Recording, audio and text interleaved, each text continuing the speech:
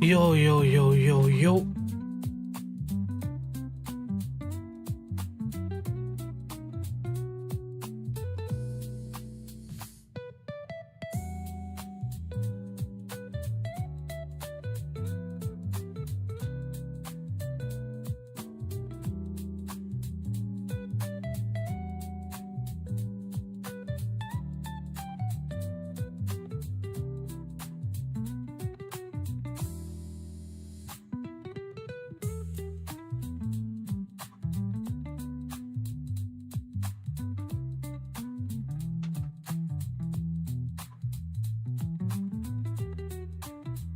Oh, wow.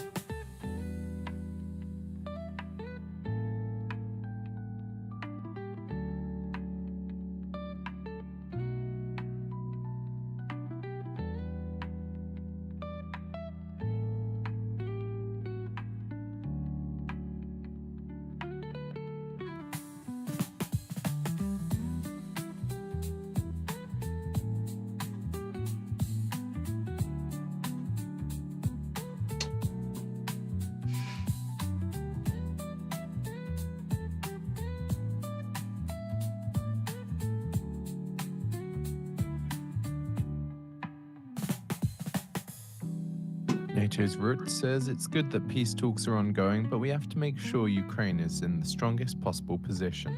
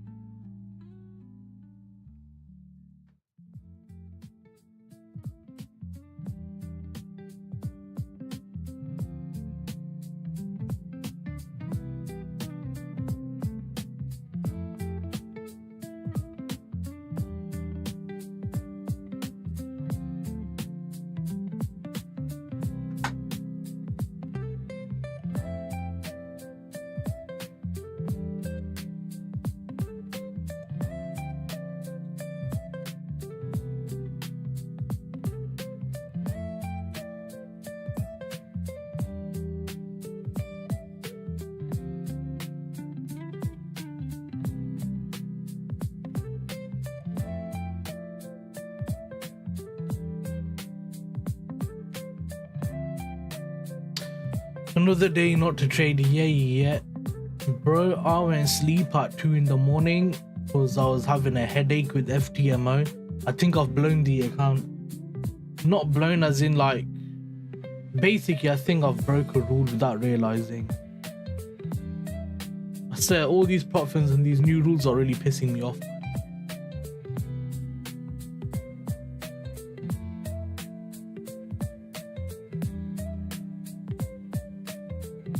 I was awake till like 12 o'clock, 1 o'clock, speaking to the support team, so I went to sleep. I've only had like 4 hours sleep. I'm absolutely dead.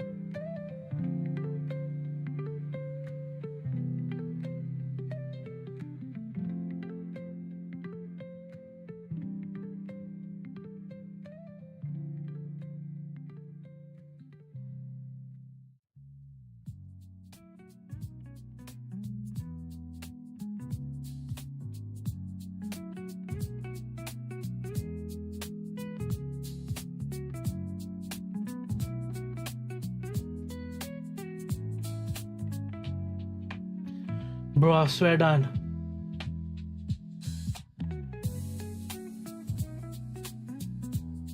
Couldn't even read the gbpchf. It's so choppy.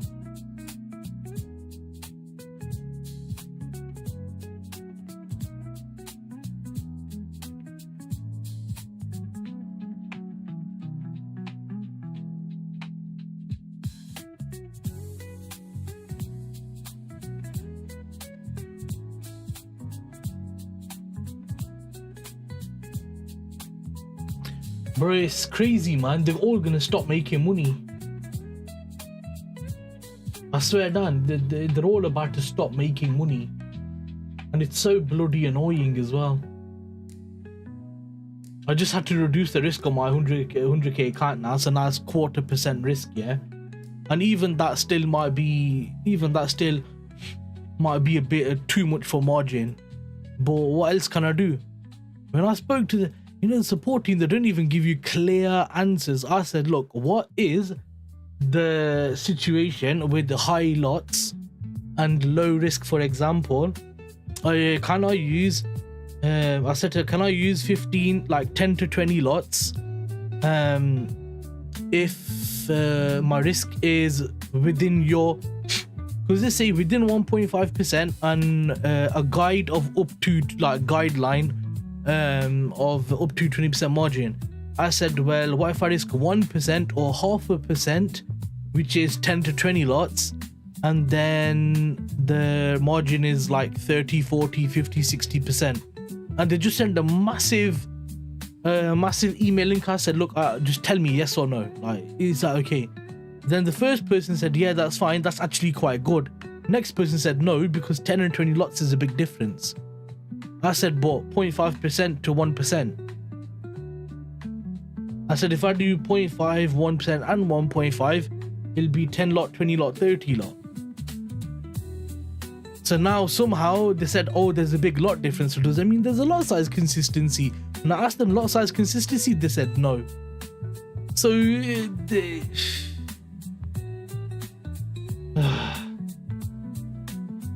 I've never felt more like giving up trading than I have like this last week or two with all these new rules. And it's nothing to do with me and my trading, it's to do with all the rules and how they're making it near on impossible. I can trade, I know that clearly, but these rules, bro, absolute bollocks, man, to these rules. Absolute bollocks. Most stupidest rules I've ever seen.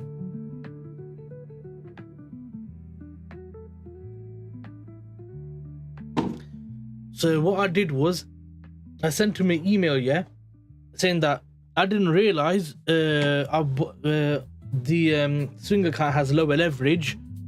I just seen that, you know, it lets you trade news and stuff like that. I thought it'd be good to have that availability just in case. I spoke to ChatGPT and I said to them you know, this is how much I risk, look through their rules, all that stuff, and it said that there's actually no guideline or rule or anything. Yeah, exactly, yeah. So with the FTMO swing account, it's 30 leverage. So their maximum lot, meaning 100% margin is 22.7 lots. So 20% is only 4.4 lots. Now on the 100 leverage account, it's actually 20 lots. So 2:30 a.m. Eastern time, I used ChatGPT to basically say forecast that 0.1% on the price 0.1%. I've actually been following the rules, but for the 100k account, minus 0.1%, not really realizing that 0.3%. I'm on the other one, forecast 0.5%, basically. price 0.5%. So if they breach me, I'm gonna say that. And also I got ChatGPT to read the rules and stuff like that, and it said these are just guidelines, they're not actual hard breaches. And it said because your account's losses have never exceeded 1%, 0.9%, you're still within that 1% rule regardless of their margin. But the reason they have margin there is just in case price moves or anything like that, and it has a bit more of extra slip or whatever. And then I told ChatGPT that the biggest slip I've ever encountered so far was about 0.5%. And even that was abnormal. Normally it's like 0.2, 0.3%. And with the 2 to 5 pip SL, it's still within the risk parameter and stuff of the risk on the account anyway. Tons of oil to and then ChatGPT said, okay, according to your strategy, according to your trade history, because I told ChatGPT all the trades I've taken, the maximum loss, the minimum loss, the max trade lot, the average trade lot, and it said that your rules are literally fine. There goes margin's a problem because you're nearly max on margin. Well, it said that's if you didn't realize you've got the swing account, you could quite easily say, well, if it was the normal account, my actual risk is technically within line. My percent risk is fine, my margin's high but still in line with the 100 leverage account. So technically, like, there's nothing that's actually gone wrong in terms of my trading in it. So yeah, so now I've dropped the risk on the account to quarter.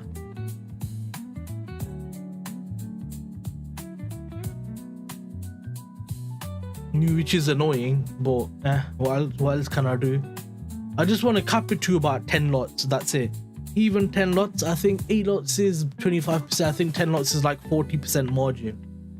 And when I did speak to the support team, they go, you don't have to follow the rules to an absolute T, they're just a guideline. So we'll see what happens in it, bro.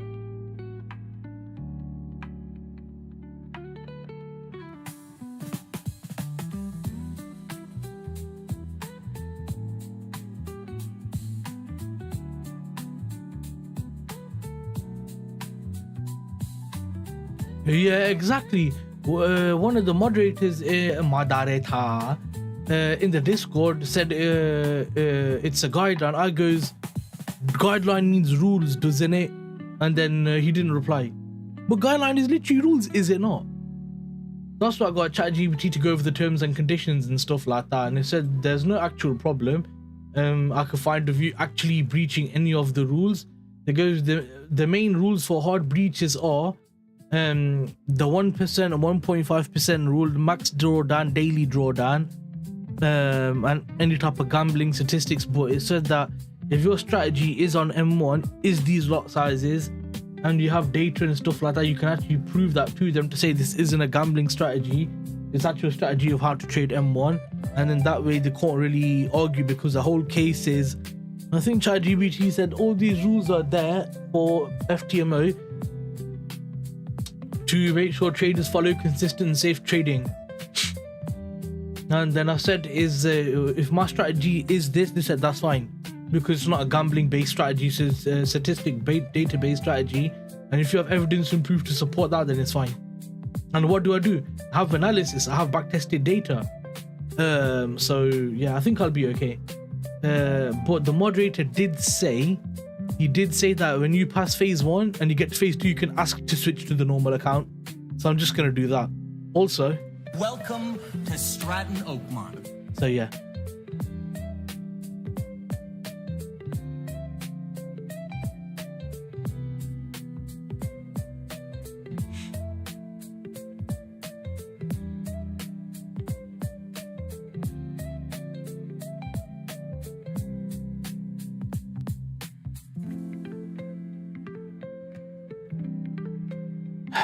I swear down, these prop firms and their stupid rules for Francis. Proper stupid rules. Right, today's my last day to make 0.5% on the 50k account. Let's see if I can do it. Think at this point I'm just going to get one payout and trade with 7.5% risk. CPI, year-on-year forecast 0 spot 1% on the prior 0 spot 1%. Month-on-month forecast minus 0 spot 1% on the prior minus 0 spot 3%. Core year-on-year forecast. But remember, Francis, you're okay. Prior 0 spot 5%. I'll tell you why in a minute. Because you got all your accounts for free, so you've not actually put any money into it. I've obviously put money into these accounts, haven't I? Even with the funded next, they've got that 30% margin, but the leverage is 100. True, don't you, Francis? So you got the accounts for free, so it's not like you're losing any money, if you get what I'm trying to say. It's still crap, of course. It's still very annoying, of course, 100%.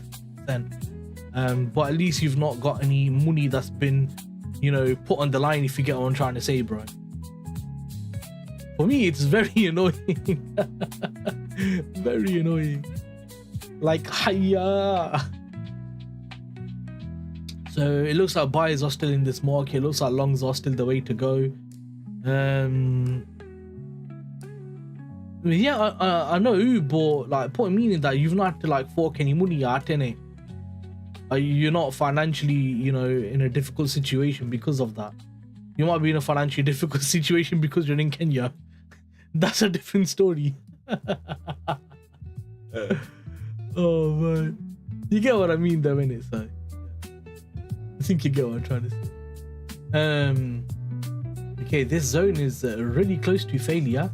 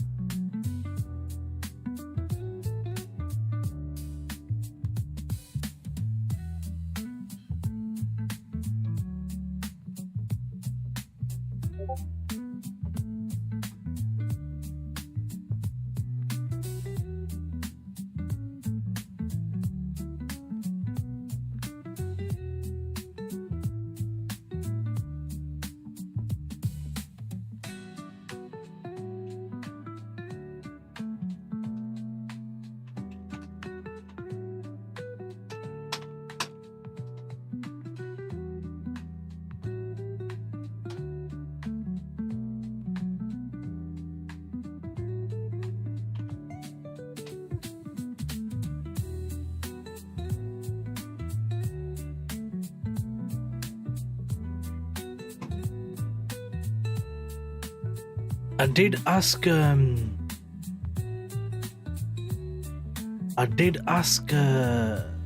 what's it called, man? My brain's gone blank, bro. Sorry, man. I'm on like 4 hours sleep, bro.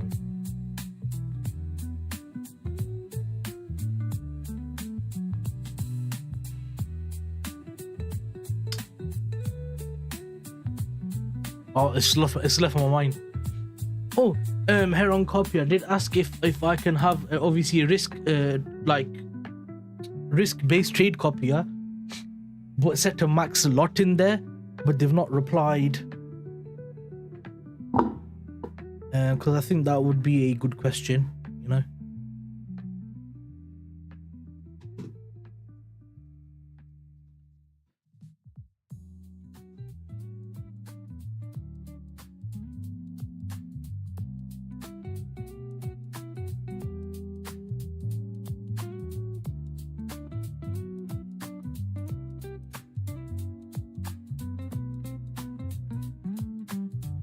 One minute remaining. I'll lead with Swiss CPI year on year.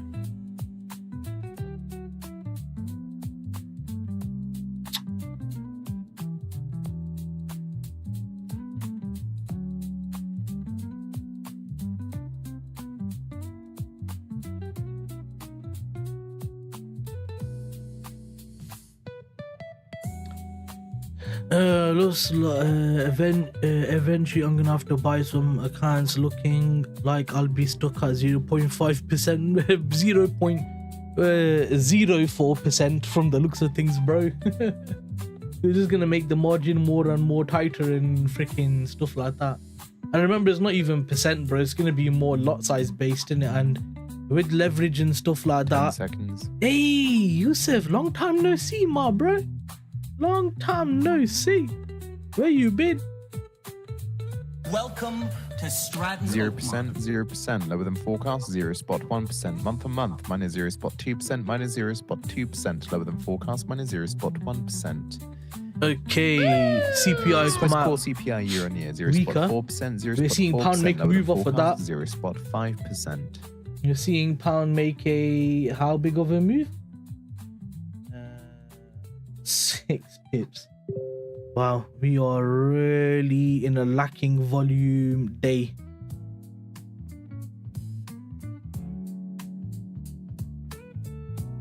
Like big lackage of volumes.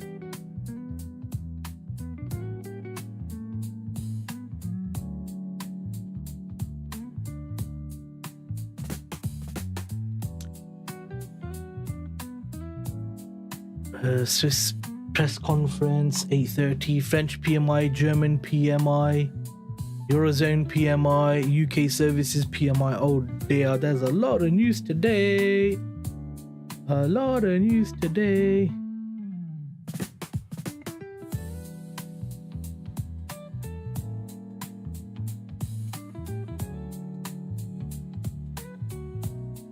Saudi Arabia donates 90 million to support Palestine. That's like giving $5.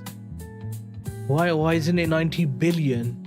Absolute a-hole, I swear. Absolute a-hole. He just donates peasant change to them. How someone slapped that guy, man. Hate him.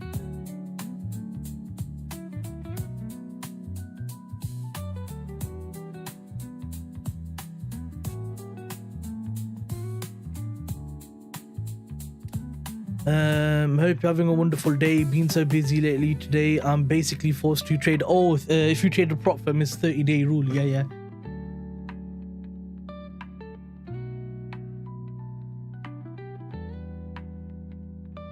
I got you. I've been trading, been getting destroyed by the market, man. It's been disgusting. Absolutely horrendous. The price action's been so bad, so choppy. My trading window in London session is 7:30 to 10:15. Trades happen literally after 10:30, 11 o'clock. And in New York session is 2 till 4 o'clock. Trades happen probably 4, 5 o'clock. So it's been horrendous, man. And when I do take a trade, I just get chopped. So it's been quite bad. But that's only the last 3, 4 trades, I think. I mean, let me have a look at the last. Let's go last 3 months, yeah. So previous trade L, previous trade L, so last trade was L. The trade before that was an L. Trade before that was TP 2. So that was like a 10-hour trade, 11-hour trade. Trade before that was a L. Trade before that was a break even, but I still took an L because of commissions. Trade before that was supposed to be break even, but I took a L because of commissions. Trade before that was a L. Trade before that was a break even. Trade before that was a L. Trade before that was a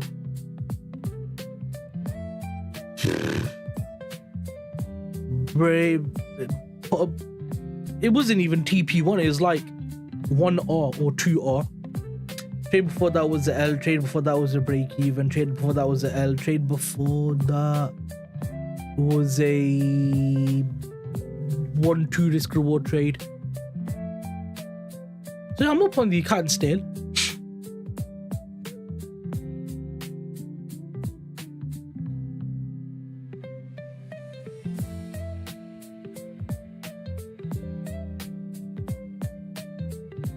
But it's been a bit hectic.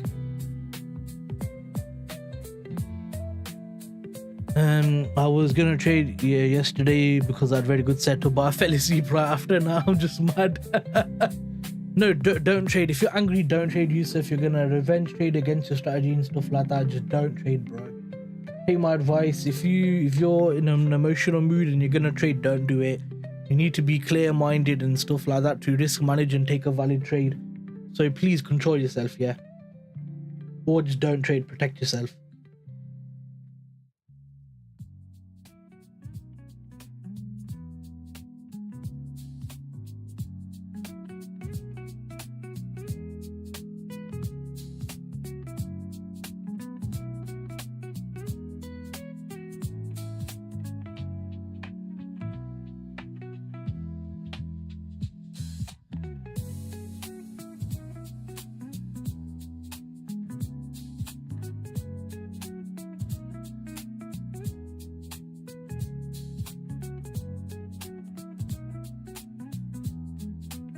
So try not to be emotional. Come on, bro.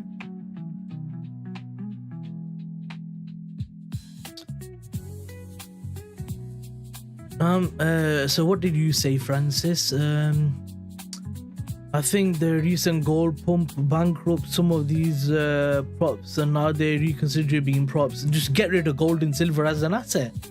Simple, bro. Just get rid of gold and silver, and that's it. You're done. It's not that difficult. Or cut leverage, cut risk, or something like that. So because of the highly volatile, inconsistent, stable, inconsistent market that is gold, we've reduced the limits on gold, saying you can't risk more than 0.5%. Leverage has been reduced on a swing account from 30 to 15, on a leverage 100 leverage account from 100 to 30. Just do that. Yeah, but that's because a lot of people are trading gold because of its volatility, innit? That's not really trading. That's just gambling, in my opinion. If you just trade one asset and your strategy doesn't work on other assets, yeah, if that asset goes sideways or whatever, you're screwed, and I don't like the idea of that. If you're a trader, you trade assets, you trade different things, you don't just trade one single thing.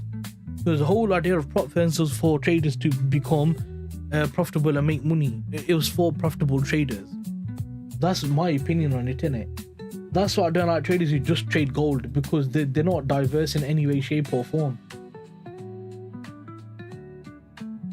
And if you got one side betting and stuff like that, one side betting was pretty much for gold. There's a rule for gold. No one had a problem with buying EU all day long. Everyone had a problem with buying gold all day long. True, right? Like, I don't see one side betting affecting anything but silver and gold.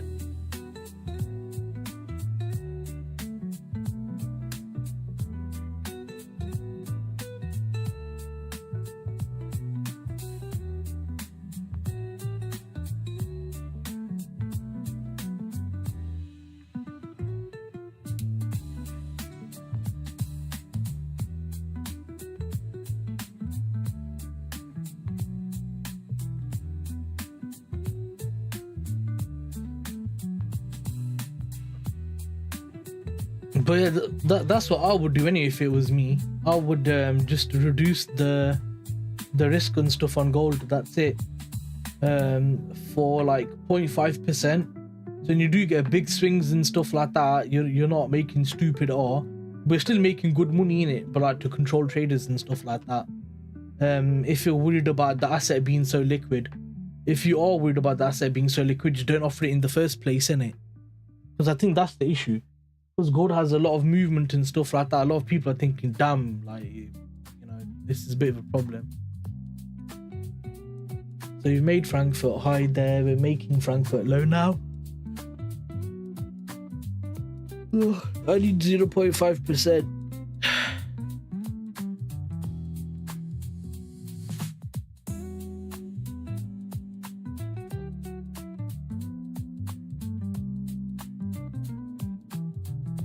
After trading this, I'm gonna go back to sleep, bro. I need a nap. I'm absolutely dead.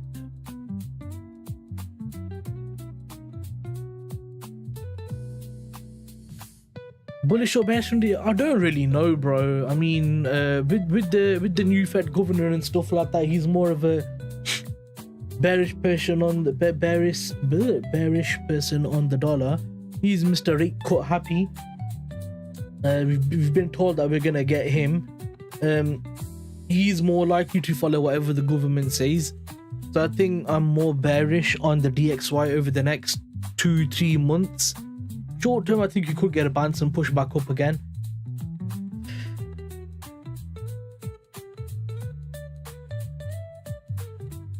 Well, hello everybody, this is Donald J. Trump.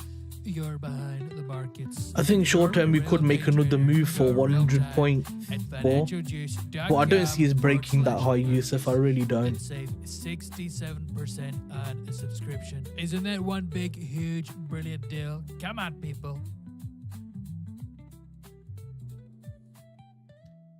Yeah, price action on M1 looking like it's gonna be buys. DXY fundamentally, yeah, favors more shorts than it does long.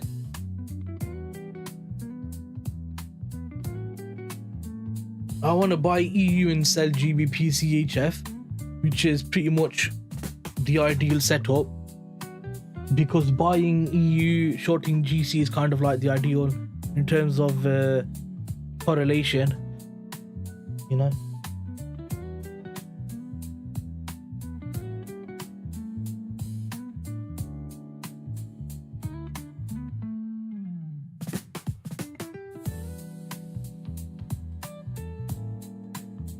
One second, just cleaning my glasses because they got so much like dust on them or whatever you call it.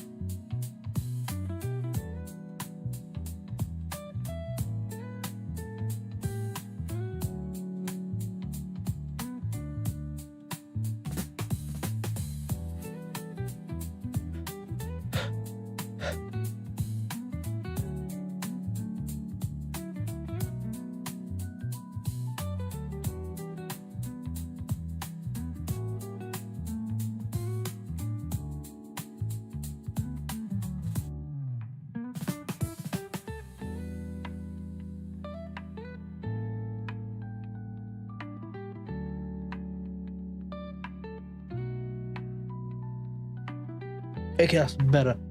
I can see now. Shalom, Shalom, Lachaim. Welcome to Stratton Oakmont. Yeah. Welcome, brother. Welcome, brother. Shalom, Lachaim. I think it's Lachaim anyway, I don't know. Don't really care, to be fair.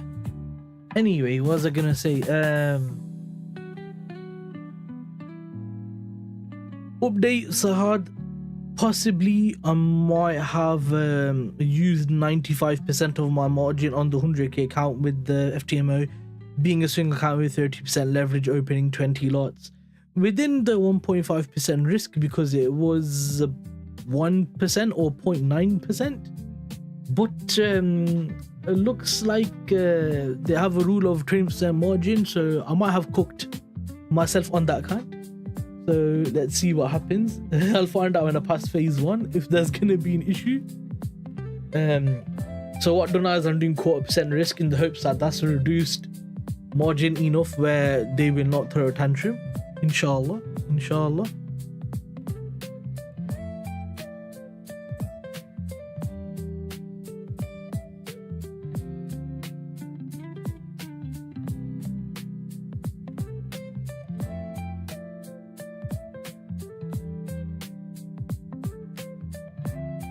Bye, Bashi. Just come to say hi. Yeah, that's fine, Yusuf. Take it easy and remember, just be careful, yeah? Oh, nice. Well done. Hopefully this one they approve it quickly. and they don't give you problems.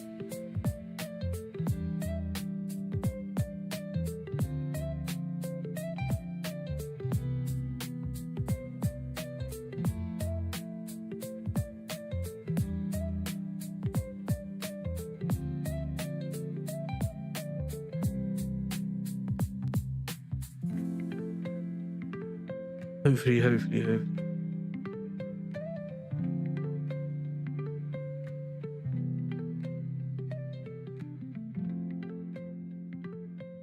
Why? Why would you need to do a phone call if you've done the interview?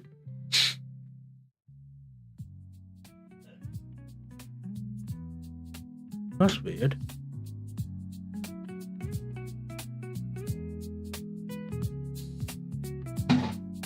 I prefer we keep dropping down.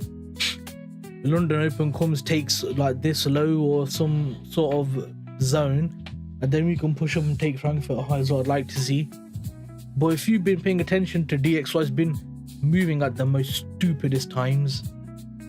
So I'm not sure.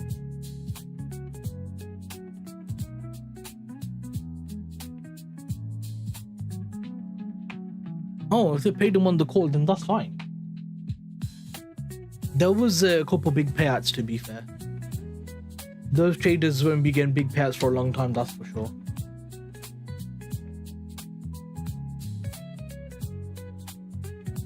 Yeah.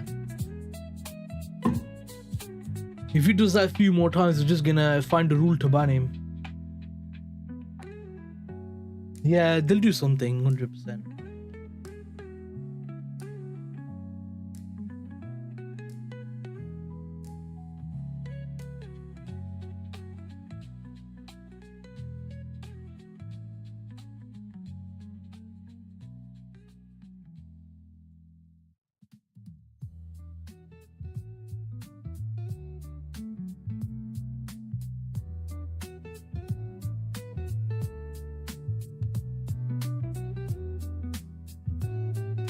Yeah, restricting leverage most likely, innit? Yesterday New York session was good in terms of price movement, but the problem was every time I was looking for an entry, price is flying, not giving an entry.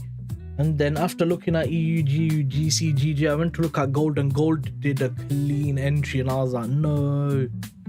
This is one annoying thing about trading low time frame with so many pairs.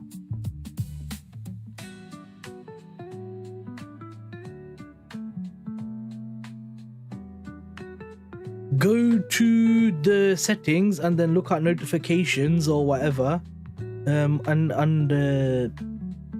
emails and on the settings, and there might be like a email from them. You can turn a setting on to get emails from them, innit? Or just message support team.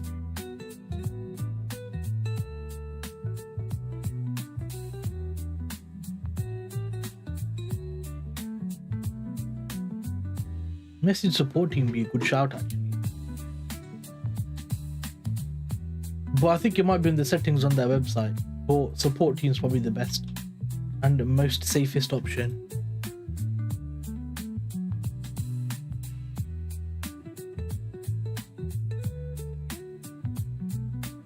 What? That's weird, bro.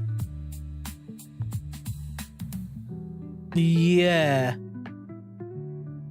That is weird. There's a way to search for blocked or banned. Check your junk folder. It's probably in your junk folder and you've not allowed it. Meaning, because I use Outlook as well. And when you click remove from junk, it says, do you want to allow all emails from said person? And then you click yeah, and then it all goes into your inbox. Then maybe you need to do that.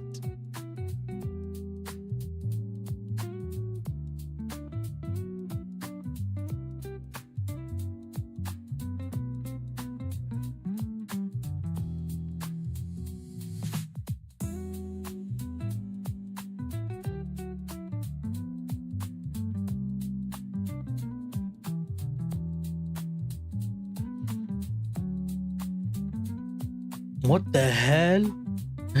I don't know what you done here. That don't make no sense to me, bro. How you've managed to set that up so it doesn't even get. Yeah, I don't know, mate. I don't know, mate. Let's have a look at gold. I'm still up 3.2% on my account. Still trying to make 0.5% on M1, being very difficult. Very, very difficult. But yeah, yesterday was beautiful New York session. Home took out these highs. 1 touch, 2 touch, 3 touch, and then flew up there. Home took this high. And then higher low, higher high, higher low, lower high, and then fell down there on M5. But I think there was like there's an entry like somewhere here, and then it just fell. The gold was lovely in New York. I will be back in 15. Gonna get some Red Bulls. They're disgusting. I don't like them. But yeah, that's fine. Go for it.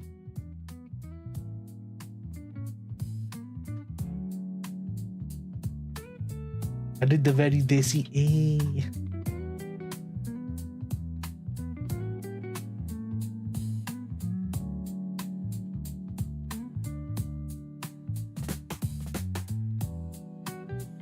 Must be Thursday already in Australia. What do you mean?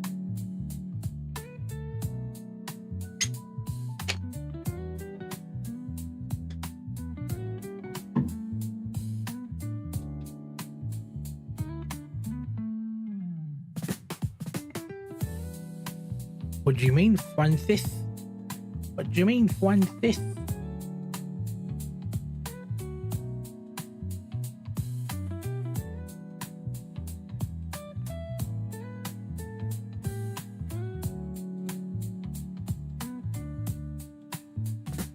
Oh, it's 6:50 p.m. Yeah, I think they're like 11 hours in front of us. Now it's 7:54, so yeah, 6:50 might be about right for Australia.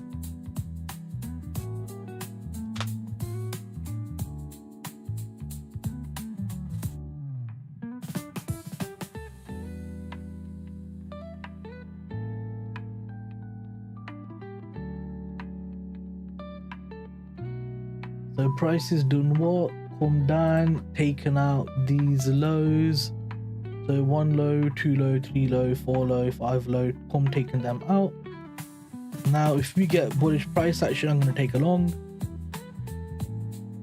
If we don't, I'm not surprised because low time frames being super shite.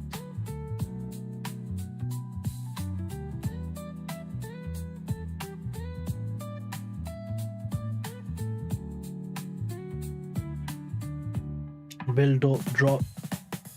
So higher low, higher high, lower low, lower high, higher low, higher high. Germany's foreign minister says we don't see any readiness of Russia to negotiate a serious peace deal. Now the issue tends to be on M5 we touched that zone, and on M2 we haven't yet. On M1 we could go long from here.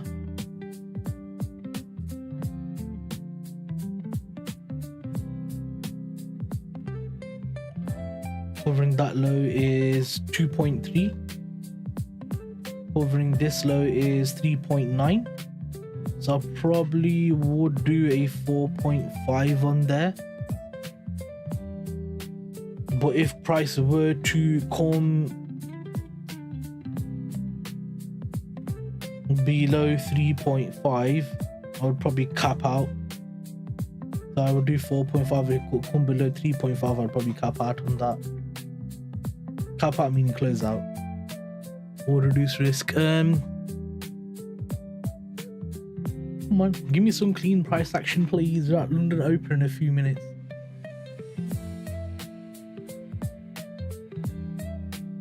We've done the Frankfurt move up and the move low. So we've made the low, we've made the high.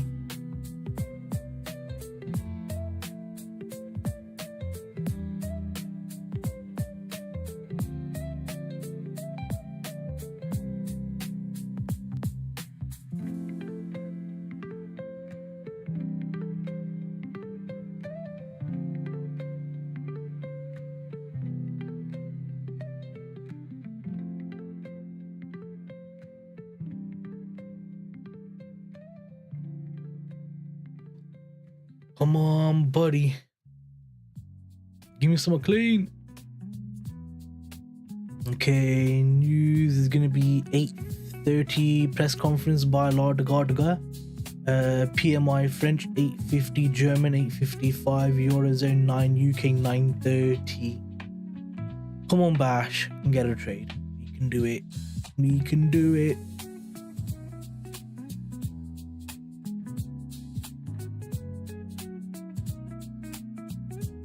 Euro, what you doing, mate? What you doing, mate? I mean, you could quite easily turn around and say,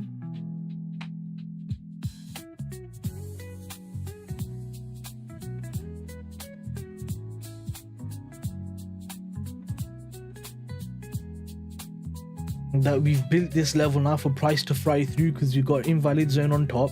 We tagged this zone, which is a 4-hour supply zone, which has already been tagged once now. It's our second time tagging it, which for me is normally a red flag. If you hit a zone twice, it's normally a red flag.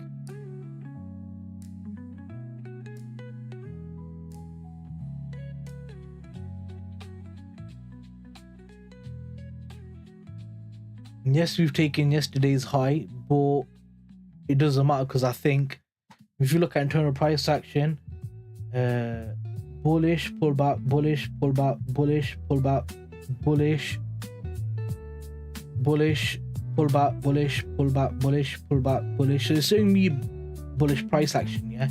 So I think that longs are still a good way to go on GBPCHF.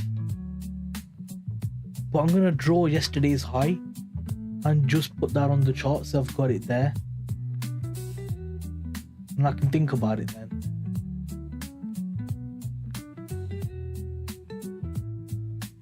So it took you about 0.4 pips, which for me is equal highs anyway. So yeah, hopefully it keeps going up. Hopefully it makes sense. But we know that dollars moving at weird times, volumes happening at weird times, so there's always that as well.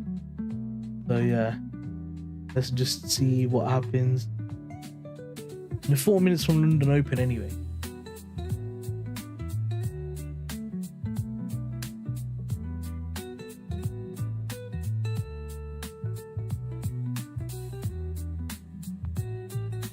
Okay, Jens just came and tagged that invalid zone just there.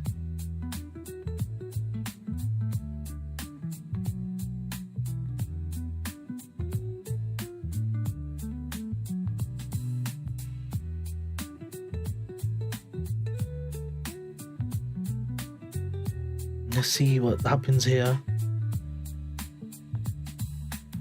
Low, high, low, low, low, high, low, low, low, high, low, low. Let's go on M2 a bit more cleaner.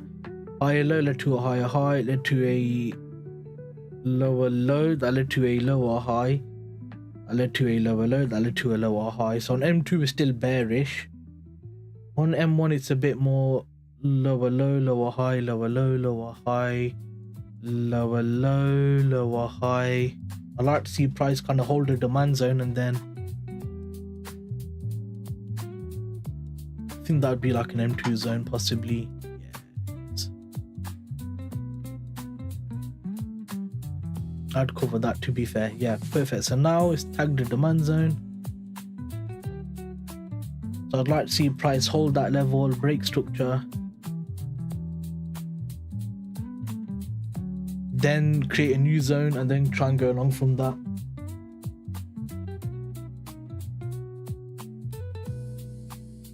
Oh wow.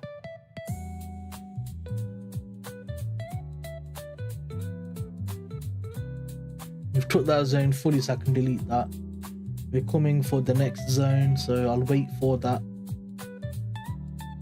I would have liked to get into buys up to that level, but I don't think I would have made it in time. Because of news and stuff like that, I don't like taking a trade too close to news events.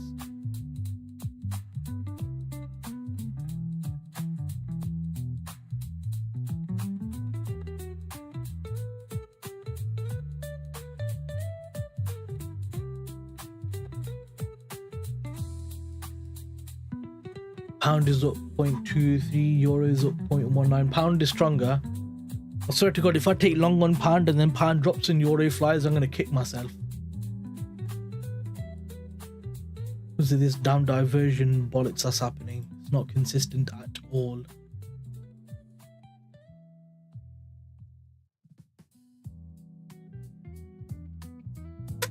One minute till London Open.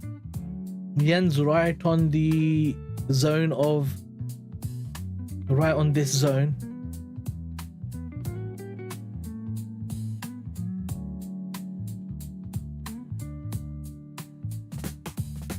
I think it's going to be interesting for yen in the 1 minute chart. I prefer it push up, do two things: push up, give an entry and then fly, or do lower high and lower low and then go short. But I need to be careful if I go long then, in case this second one happens and it does go short. So I need to be careful. Okay, what we getting then? Okay, there's London Open now on the minute. One's going up.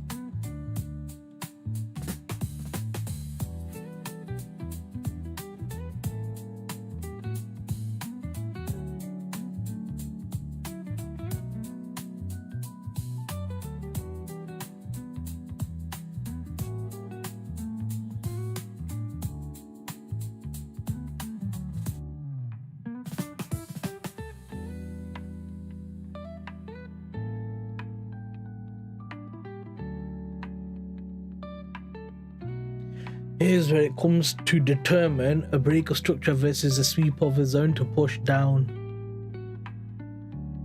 Prices showing bullishness throughout the whole of Asia. Through all of this makes me think buys are still valid. We've got Asia high bounce.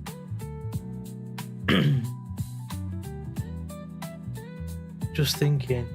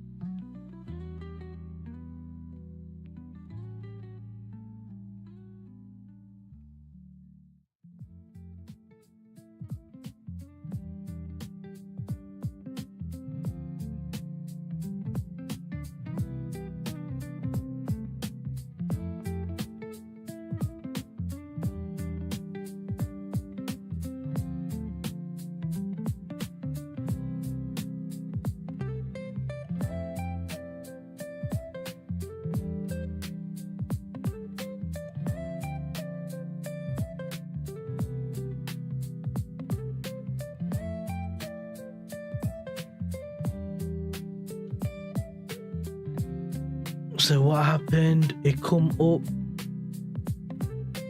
lower high, lower low, lower high, lower low, higher high, no, lower high, lower low, lower high, lower low, lower high, higher low, higher high. And we left. We didn't take out that level, but we did take 1, 2, 3, 4, 5. Well, this zone failed, which is good. But I was coming straight back for this demand zone, which is not so good. Literally straight back for that demand zone. A bit quickly as well.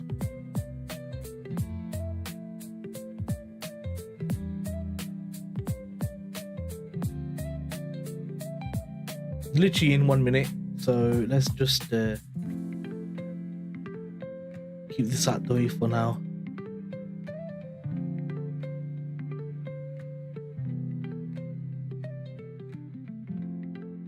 Because we got this channel going on, I'd like it to come down, take it, but it doesn't have to.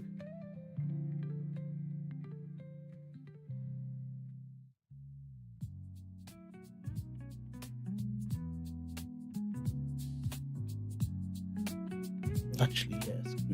Close it. EU Commission say today's agreement ensures a gradual but permanent end to Russian gas imports, with LNG imports phased out by 31st December 2026 and pipeline gas by 30th September 2027.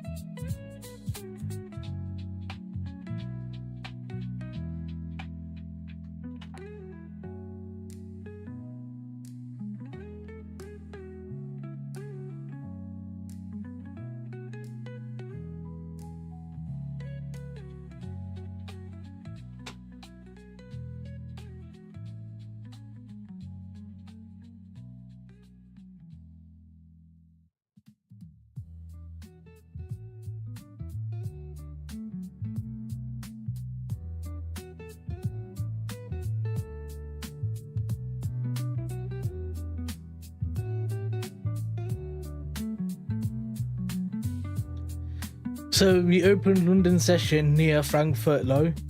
At 3:15 a.m. Eastern Time, we get Spanish After it's services come PMI down, forecast. taking this channel out, 56.3 on taking the this prime, low out, now starting to give 56.6. bullish momentum. Now, if we had taken out this high or this high here, I would have thought maybe it'll want to come down and take out these zones and push down, possibly. But structurally, we're slowly internally becoming bullish. Internally is the main word there.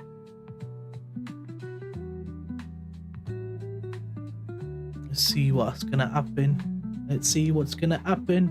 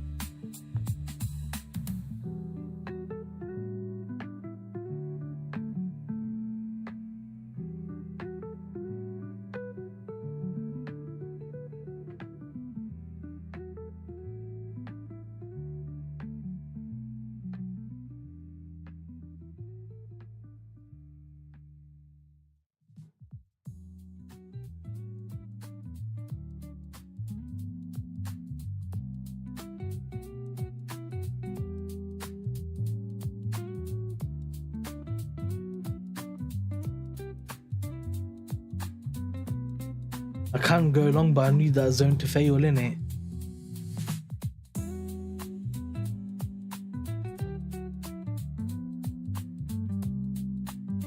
I don't like the look of that.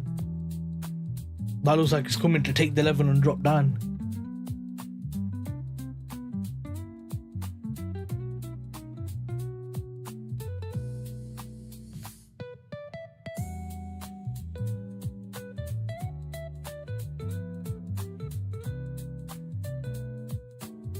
So Yen literally did a move within 1 minute and it did actually hold. I just would have preferred if it gave just a few more minutes to, you know, like does a bit more of a push, then tags the zone and then, you know, goes up like that. Euros, tag the demand zone. What's it gonna do?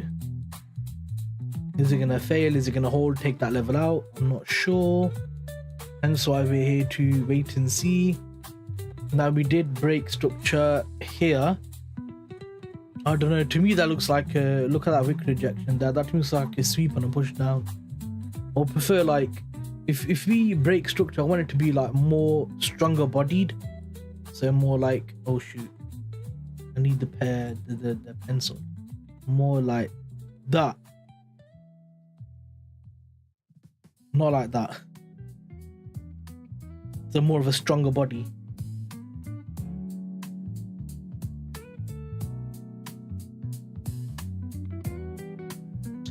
So yeah, would have tagged here, gone break even in 1-2 minutes, whatever. 1, 2, 3, 4, 5 minutes.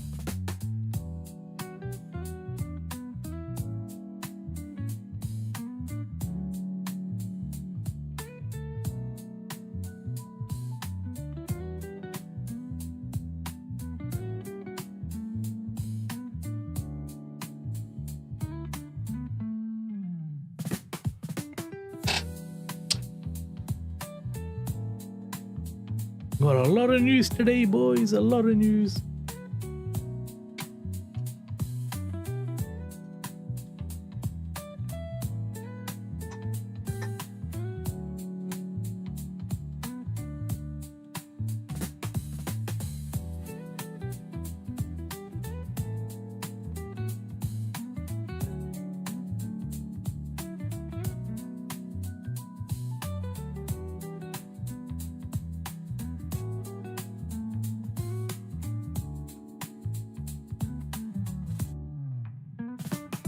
That's a breaker structure on the low 3:15 side. a.m. Eastern Time, we get Spanish Services PMI forecast 56.3 on the prime, 56.6. The price come up, tagged that zone in Frankfurt, had a huge sell-off, put these levels out.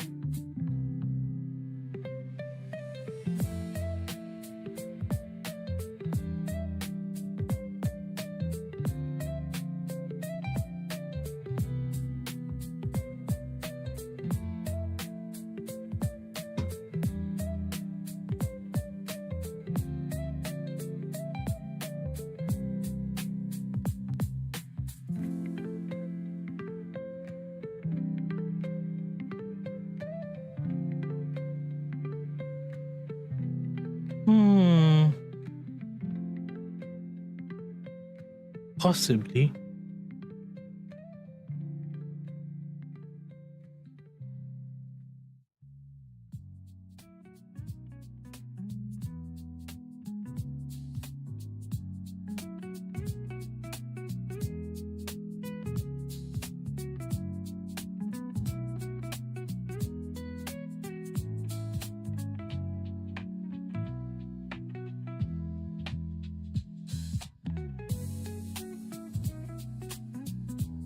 Let's see what it does.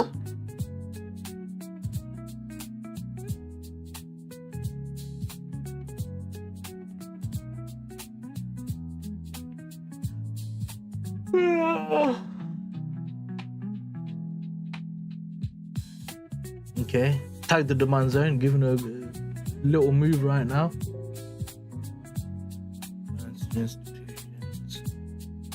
Yeah.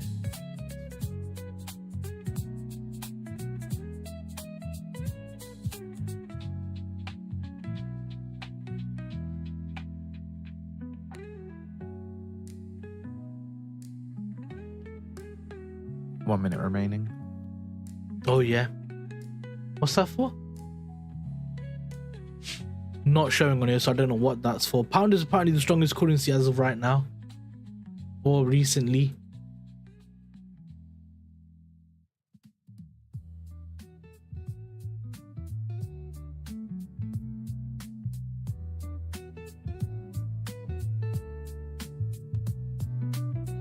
Okay. So now we're gonna see what happens, yeah?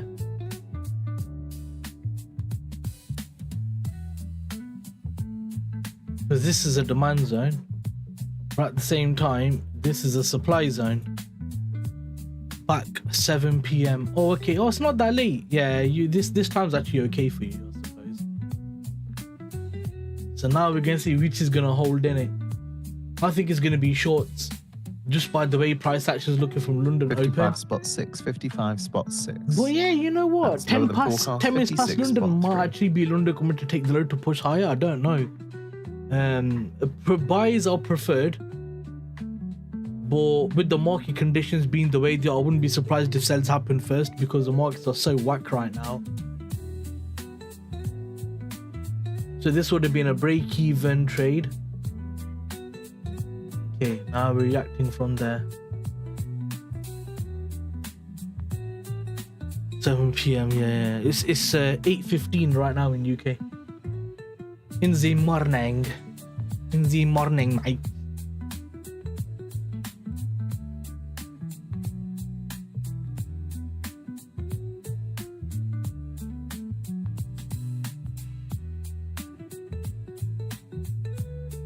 Talking about margin calculators and all of these things, let me just have a quick glance at me 100k account. Calculator, account, 2-step, 100k, GBPUSD. Lot size 20 is 26% margin, 25 lots is 33%, so I can use 24 lot. No, I can use 23 lots on a 30% margin, but what do I average? I think it's like 15. 15 is 20%, 18 is 24. Yeah, that's fine. I'm completely fine on that account. No issues on that account. That's good. Margin wise.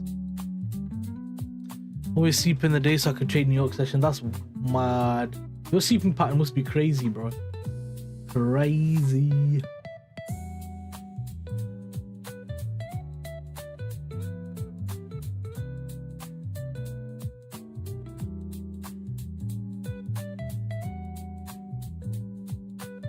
CHF is coming down more. If I was gonna short one, it'd be GBP CHF because CHF is stronger than yen. We can see that right now, clearly. CHF is stronger than yen.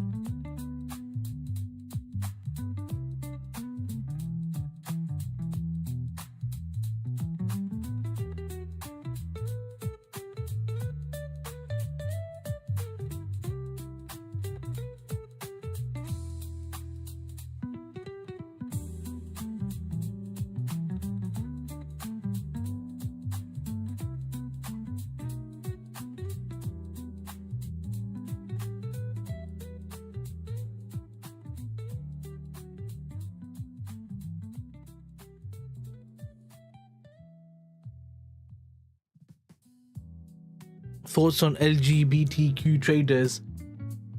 I don't give a F about them. Yeah, if there is any, I don't care. They won't be able to control their emotions anyway. They're too emotional. I couldn't give a damn about them. But oh look, look. Held up. Pull back. And we come to break. Buys are still valid on GJ. London's continuing the move. I feel offended. This guy. Mr. LGBTQ HD TV.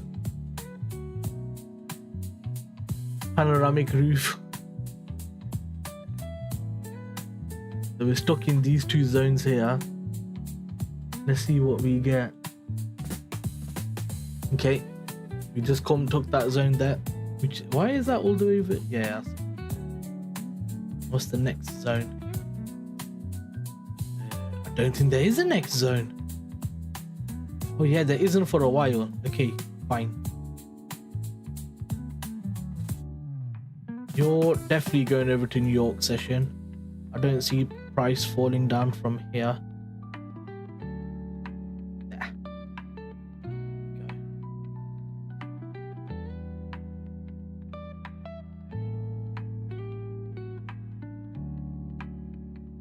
Made equal highs.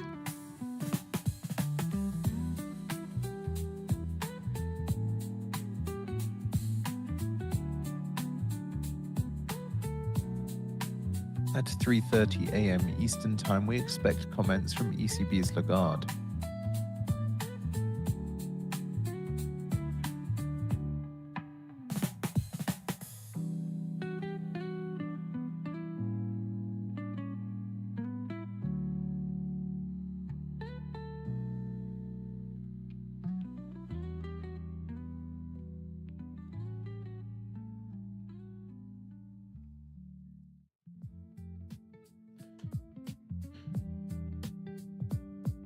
I did want longs.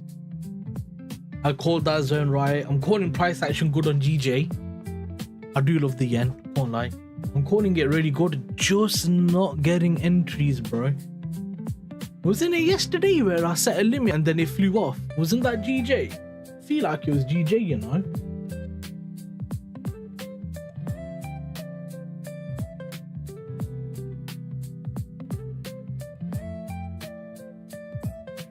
Oh, yo, welcome, bro. Karibu Ndugu. Welcome. Welcome to Stratton Oakmont.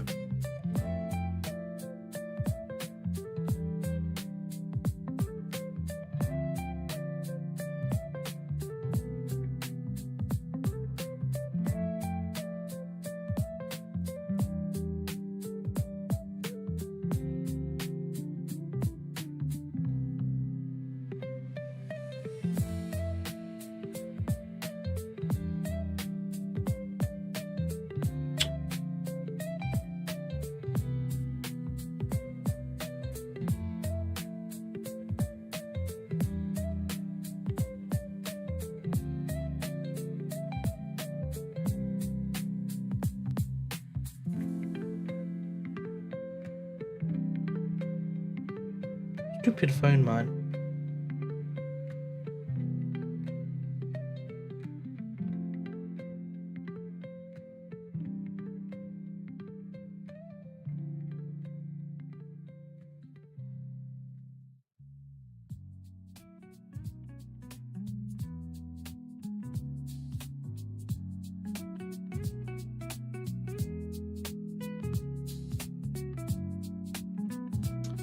How are you, bro? What you doing? In any trades? New York yesterday was really good in terms of movement, but couldn't unfortunately catch anything clean.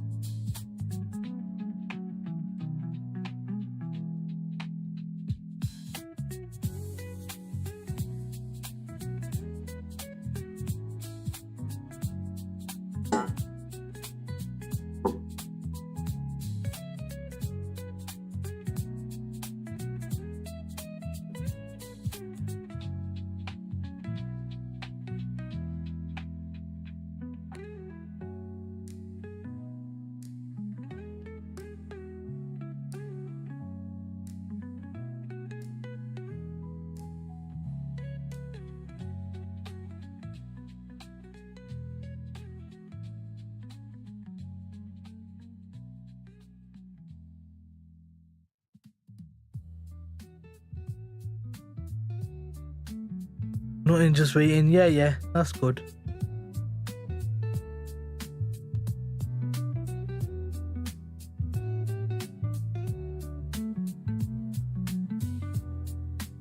Yeah, nothing interesting now.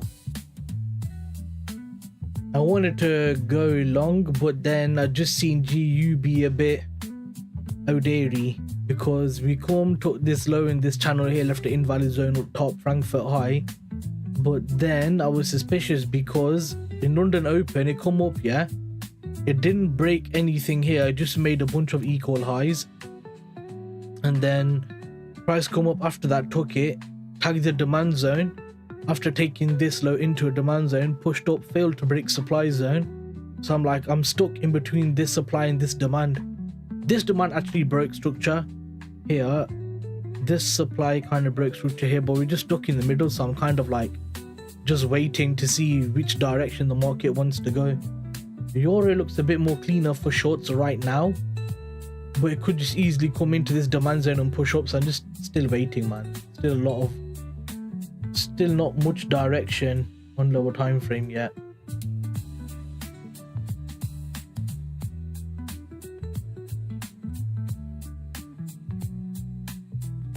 Okay, it's broke structure here as well.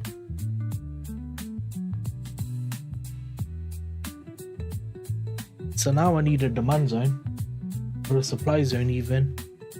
Only one I can really find is this. Even this is not really clean. Now price might completely fall and leave me as well, which is also another possibility. 1.8, so I can do 2.8.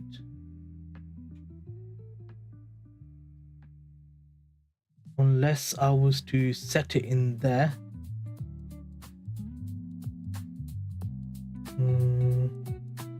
Which brings it to 1.4, and then I can do 2.5, which I would prefer 2.5, but and then covering these highs. That looks much more cleaner.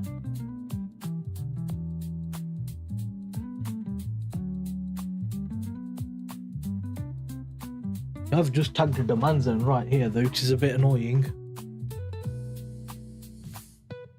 Right there. Probably a 5 minute. Yeah, 4 minute right there.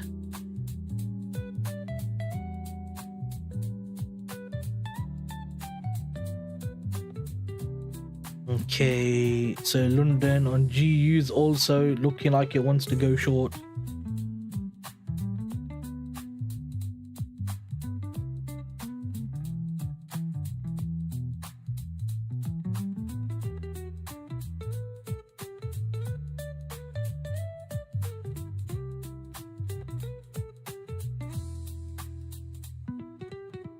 One, two, three.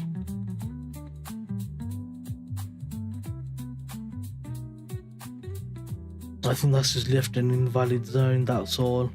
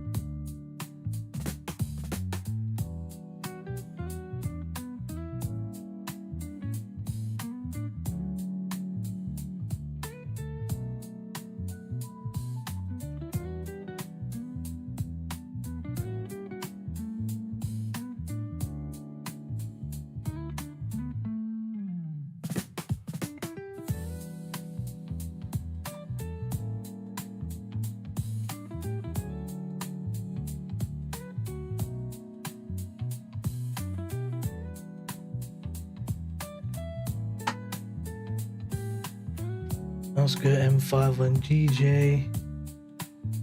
Have a look at that. Frankfurt lows all the way down here, you can get rid of. I'm gonna keep that there. What about gold and silver? Gold doing nothing, silver doing nothing.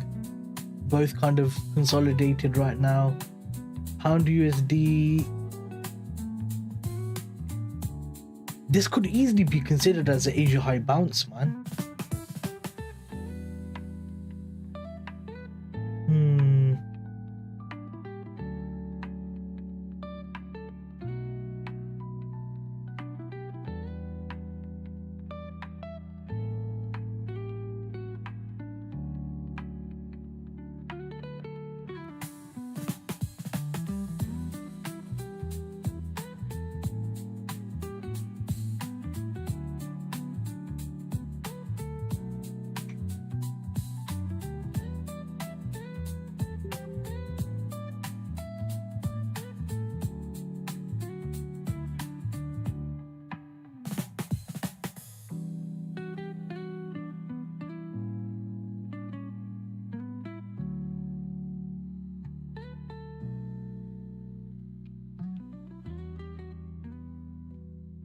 this zone's much more cleaner.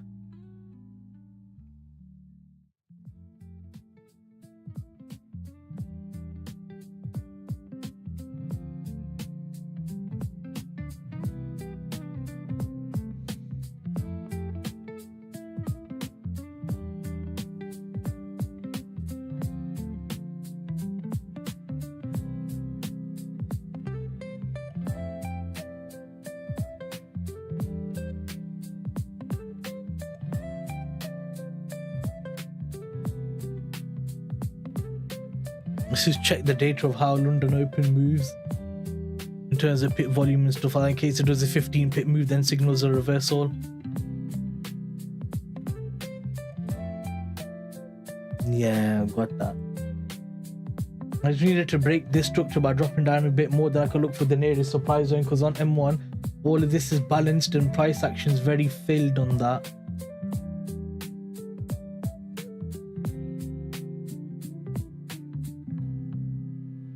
Oh, good morning, dosto. Kya haal hai, bhai? Welcome. Welcome to Stratton Oakmont. Welcome, brother.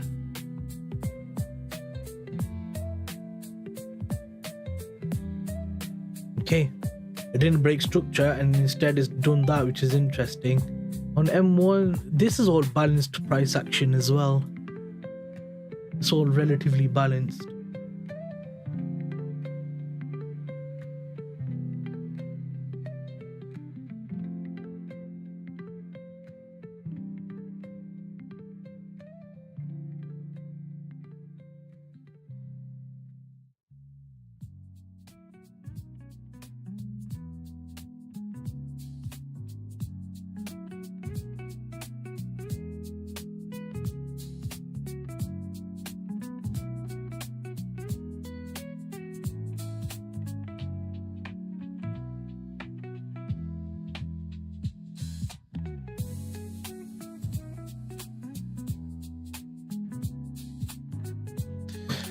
Morning.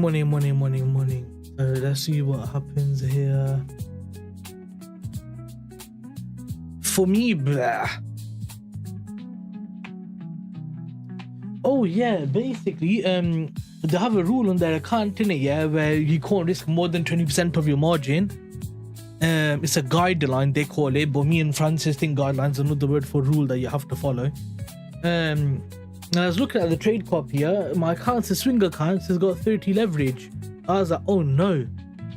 And then when I looked at the margin, actually I've used 95% because the maximum lot is 22.7. 22.7 lots is 100% margin. I've opened 21 lots, that's like 95% margin.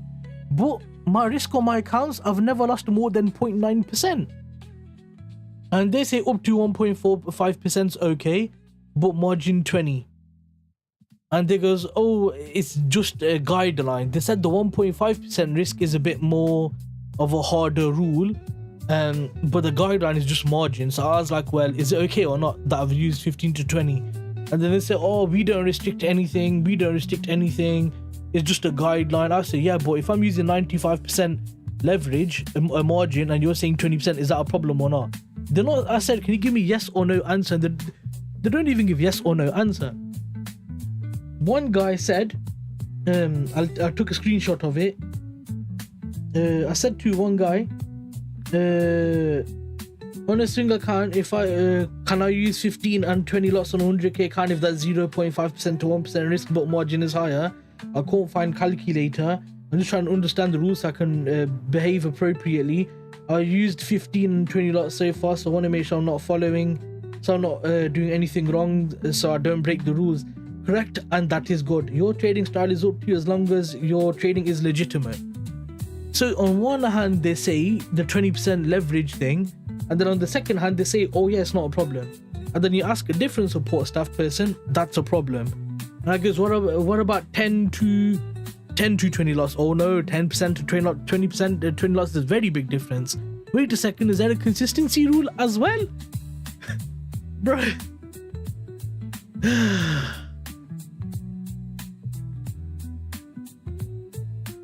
Yeah, I did. That's what support said, innit? They even support is confused, bro. Even they're not giving clear answer. That's what support said. At 3:45 a.m. Eastern Time, we get Italian PMIs. Services forecast 53.9 on the prior 54. Composite Honestly, forecast bro, 52.8 on the prior 53.1. I don't know. But I've reduced the risk on the 100k accounts last 0.25% risk. I'm gonna figure out what 1-2 trades lot size is, and they're gonna try to like manage something accordingly for that. What the hell is GU doing, man? Look at this. What in the tutty is this? Bro, general chat's worse. The moderators in general chat are worse. They keep sending links for the T's and C's with a massive paragraph of all the rules that don't give a clear yes or no answer. It's insane. It's insane. They throw the word guideline out there and they don't even give, and if you ask it to them, yeah, what happens if I risk 30% margin, 35% margin by accident, and they're viral QT lol, and they're like, oh, you know, we can look at it case by case and stuff like that. I guess we're about 90% margin, we can look at it case by case. So if you're not even given a yes or a no between 30-40% margin and 95% margin, then where's the guidance? You know, with me as a trader, you can ask a pip analyst, yeah, you can ask pip analyst. I'm really good at asking questions again and again and again until I get my answer. I did it in the QT Discord. Even Alex got angry at me. I goes, look bro, I don't care. If I don't understand, I'm going to keep asking because I don't understand all this jargon with vague rules. I need clear-cut rules. Clear-cut. When you're trading M1, bro, you can't be like, yeah, maybe you can open 20 lots. It should be okay to open 20 lots. What do you mean it should be okay? Is it or is it not? Yes or no? Maybe. Let us know. We'll see. What do you mean? I'm asking you. And you're telling me to let you know. Like, these types of answers, bro, piss me off, man. Like, just tell me, innit? Yes or no? Flipping hell. Cause me, like, wallah, bro, with me, like, I have OCD and stuff like that, yeah? So if I don't know the rules, I can't trade. I can't. I need to know. I have to know, bro. I'll sit there and ask the question and copy paste a million times, bro. That's why I'm starting Biryani Funded. You chill out, yeah?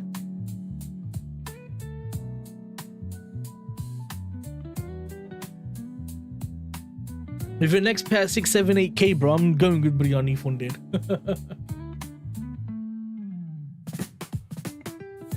Yeah, this price action is disgusting. Look at this. What the hell?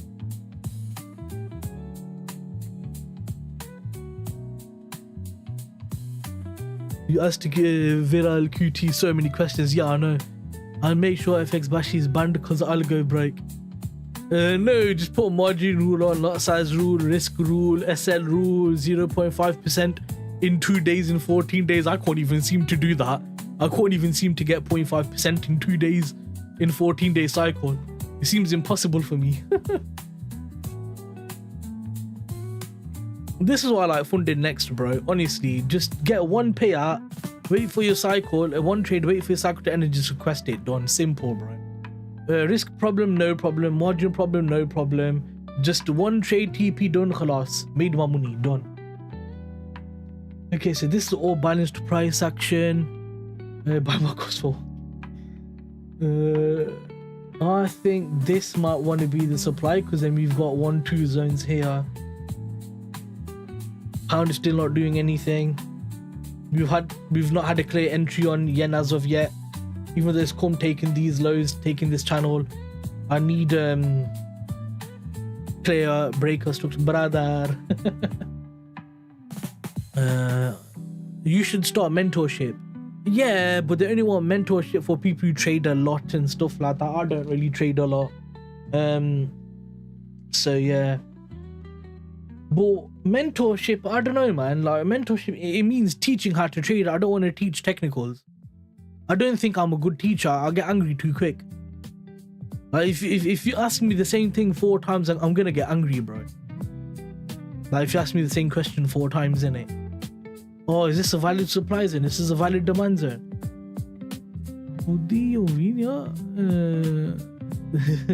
Are Bebe ki At danda mara. 3:45 a.m. Eastern Like, Time, we yo, get do you listen or Italian not? I PMI told you 3-4 services times. forecast Are you listening or not? 53.9 on the prior I'll get angry, 54. bro. Composite forecast 52.8 on the prior 53.1. French PMIs at 3:50 a.m. Eastern Time. Services forecast 50.8 on the prior 50.8. But I need Composite forecast 49.9 on the prior 49.9. Bale. So I need to get 0.5%. Wait, how long have I got left on the 50k account? How many hours have I got left? I'm not going to force a trade because I'll just catch another TP and I'll be up 10% on the account or whatever. It's not really a problem. I would just prefer to get payout soon rather than later, preferably. Okay, so I've got 10 hours left. Come on.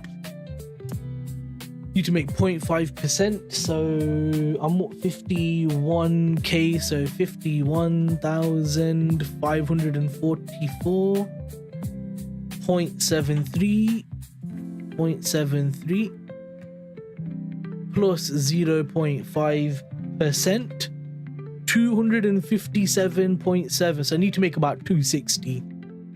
I just need to make about, I got 0.25% risk on there, so that's 2R. I just need to get 2R. I can do that. I just need analyst on euro buy. I think I want to go short, but what the hell is euro and pound doing? Pound's going up, euro is, what the hell? What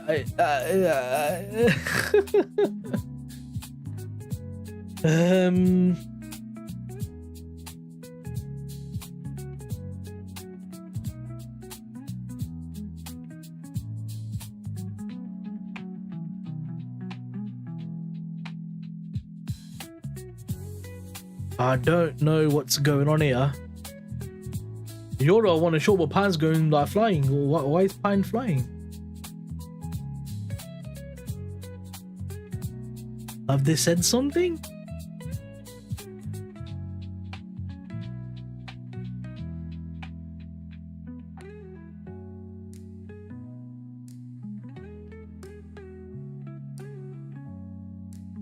Let's just look at this. This is Frankfurt's low.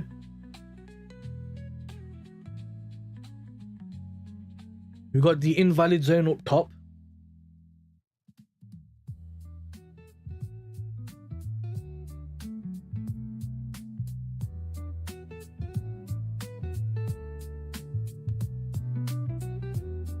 Lower high, lower low, lower high, lower low, lower high, internal high low, internal high high, break structure there, Mr. Supply Zone. You could have said I'll take it from here.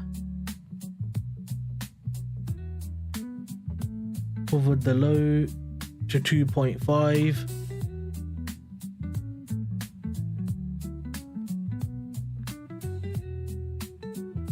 Absolutely nothing on charts today. Yep.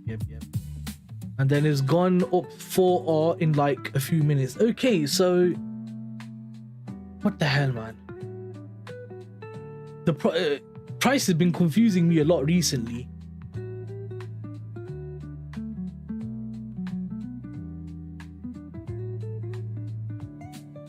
I wanted to buy gold and silver, and gold chasing, which Basti says, but now gold holding yesterday's HLO very well. 1 minute remaining. Yeah, Italian services. this stupid price action, man. I swear to God, pissing me off. I don't mind getting angry at price action being shit. That's not psychological. It's just give us good market conditions. That's okay. So build up, drop down, took that level. So lower high, lower low, lower high, higher low, lower high, lower low. Internal lower high, internal higher low, break structure there, come back tag that zone, consolidated 3 minutes and flew up. Yeah, so I wanted longs initially, and then I thought this zone failed, but obviously that's Frankfurt low. So price come took Frankfurt low and then flew up. I did want longs initially as well. Bloody hell, man. 55, higher than forecast, 53.9. Composite, 53.8, 53.8, higher than forecast, 52.8. That's Italian. At Okay. 3:50 a.m. Eastern Let Time, me we add get Italy French to the PMI map. services. Oh, Italy is on the map. Why is it 50.8 on the not? Well, prior, probably low. 50.8. Composite forecast probably low, 49.9 on the prior, 49.9. Folder news. Like yellow At folder news. 3:55 a.m. Eastern Bro, Time, price we get action German is PMI shit on higher time services, frames. I can forecast only imagine lower time 52.7 frame. on the just prior, need one good day, 52.7. Composite forecast do something like 52.1 on the prior, 52.1. Why did you do 0.01 lot? I didn't take any trades today. Yeah, that's okay. It's fine. No problem. Now I've tagged the invalid zone. Damn it. I'm up 5% on the 10k challenge with 5 is. Yeah, that's fine. Just relax. Yen's probably flew all the way up here. It has all the way on this account. It's flew all the way up. Gold is still. Oh wow. Gold is really bad right now. Like it's quite bad at the moment. Once again, called an invalid zone here. Couldn't get a clean entry. So Yen's working out really well in terms of me calling price.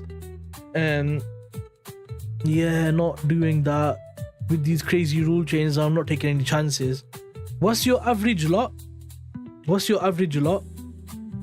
And then just do 50% of that and you should be fine.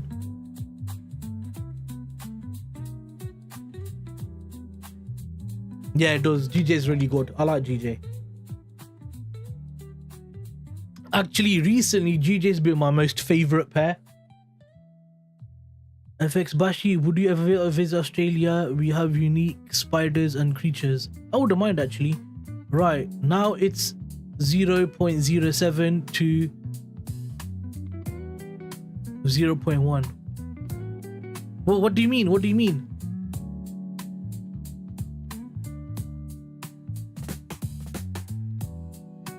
Just do 0.05 and after 5 minutes close it. I don't know, man. I don't look at their rules in it. You'll have to look at their rules and stuff like that. These idiots are probably changing rules all day, freaking day and night. Idiots. Damn them.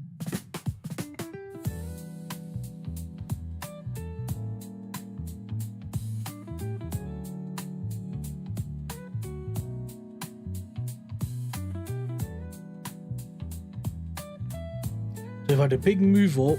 We've got this demand zone here. We're going to get another big move up now. How big is that demand zone? I might be willing to get in there. Oh, 4.2, bro. Come on,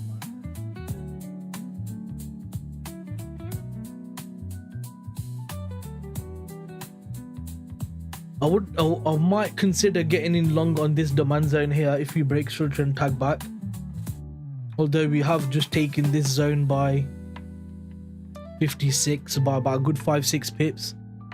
I base my position size in ATR. Since ATR is ranging, that's my 0.7 to 0.1, 0.07 to 0.1. You might get away with like a 0.5, 0.04, 0.05 then. Yeah, he's talking lots.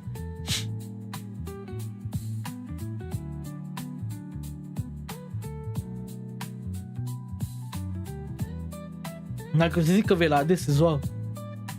1, 2 equal highs, 3 highs.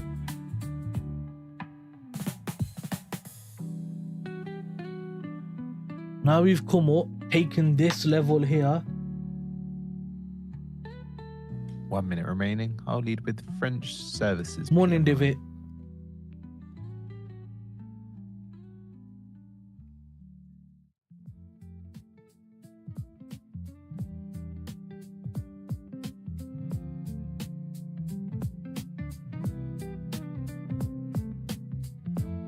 There you go.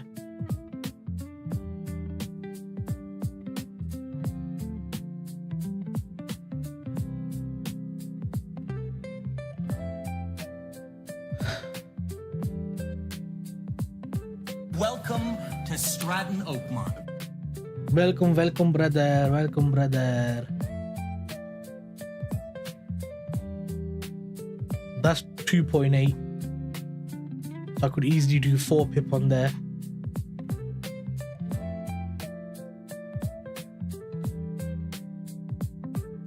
51 spot 4, if 51 we were spot gonna 4 say higher than forecast, 50 supply spot 8. zone, I would say this one here. How many lots is this Composite, bad 50 boy? spot 4, 50 spot 4 higher than forecast, 49 spot 9. That's At 1.8. 3:55 I would do a.m. Eastern Time, we get 2.5. German services PMI forecast 52 spot 7 on the prior 52 spot 7. Composite forecast 52 spot 1 on the prior 52 spot 1. At 4 a.m. Flipping out. Eastern Time, we get Eurozone PMIs. 5 minutes forecast 53 spot before 1 on the German prior services 53 PMI, spot I'm 1. not gonna take Composite that trade forecast because of the 52 news. spot 4 on the prior 52 spot 4. I can't take euro shorts because of that, otherwise I'd be willing to take them. Pound is still pushing up.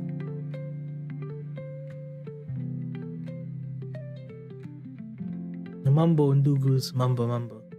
So XAU buys maybe, yeah. So yeah, I mean, if I followed internal price action here, I could have got long, man. So that was my mistake. What the hell, man?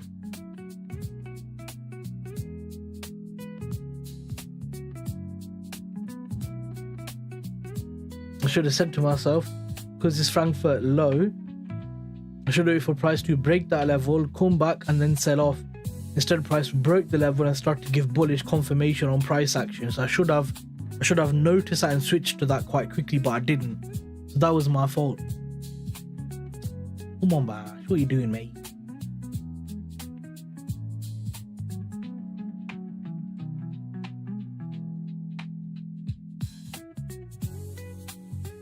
Now that zone's failed. And now we've got a demand zone right here.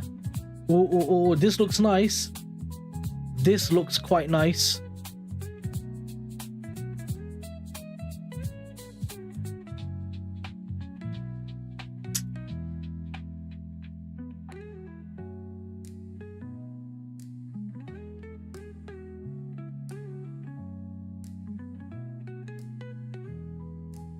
Come on, man.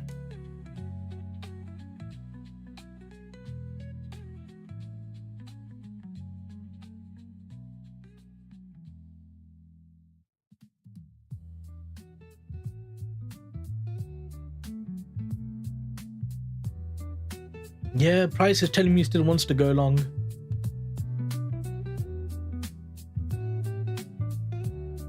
Even though it's just tagged this zone.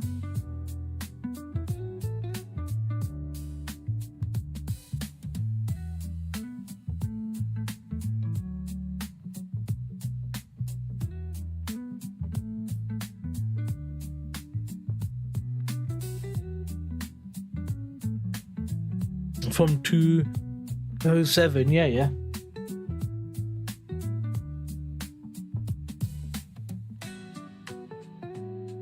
It's close to taking that zone out.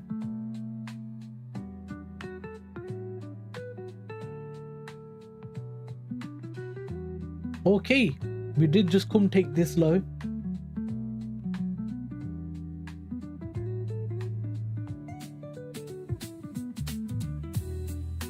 That makes sense. That makes complete sense.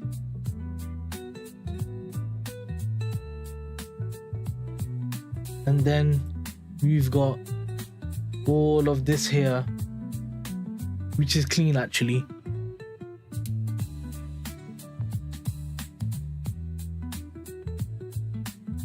I wanted along here and prices flew off again. God damn it.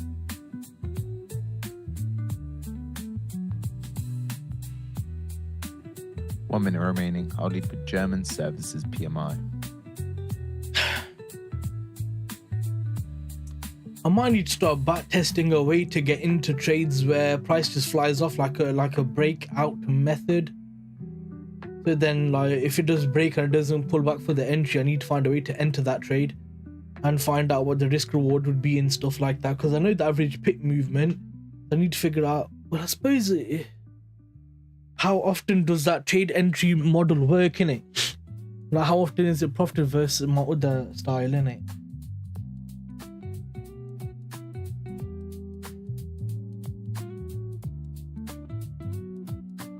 How far are we from?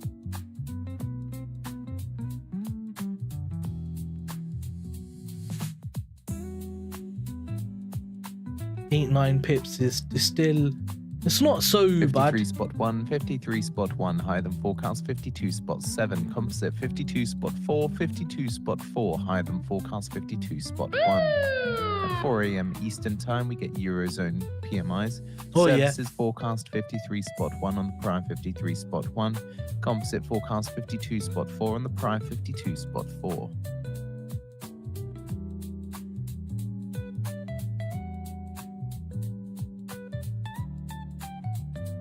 It's tagged in invalid zone. I think it's gonna keep going.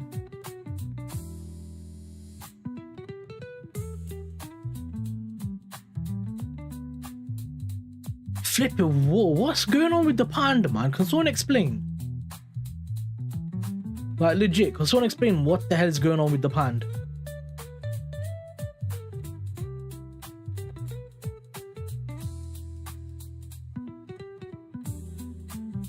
In an hour, we're doing a 23 pip move.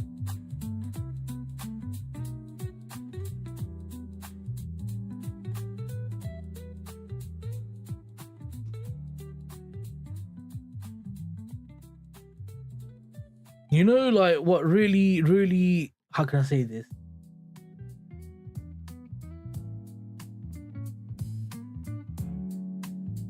I'm gonna explain something. Right now, I'm feeling a bit frustrated, yeah?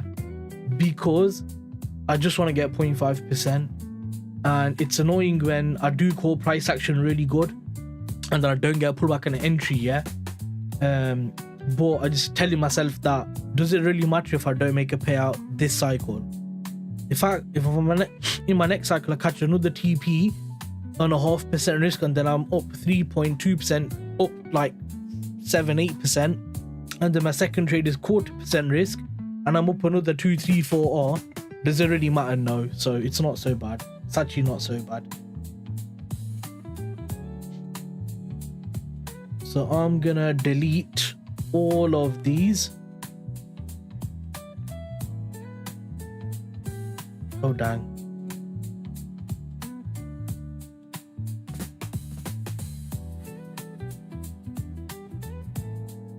And get rid of Frankfurt as well. So I called GJ really good. Just couldn't get clean entry on that. That was much cleaner price action. GU, I did want longs because it's invalid zone, but then I got caught out by London Open trying to do this, and then I marked that as a breaker structure instead of looking at it as Frankfurt low. Oh god, you know what, if I'd have drew it as an invalid zone,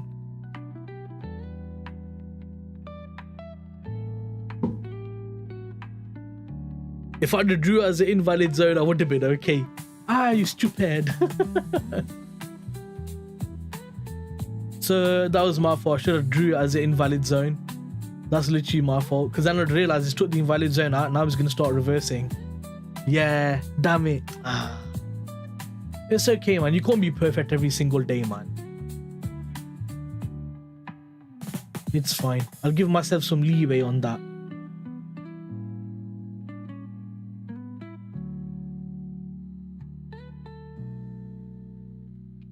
Ceremony. There.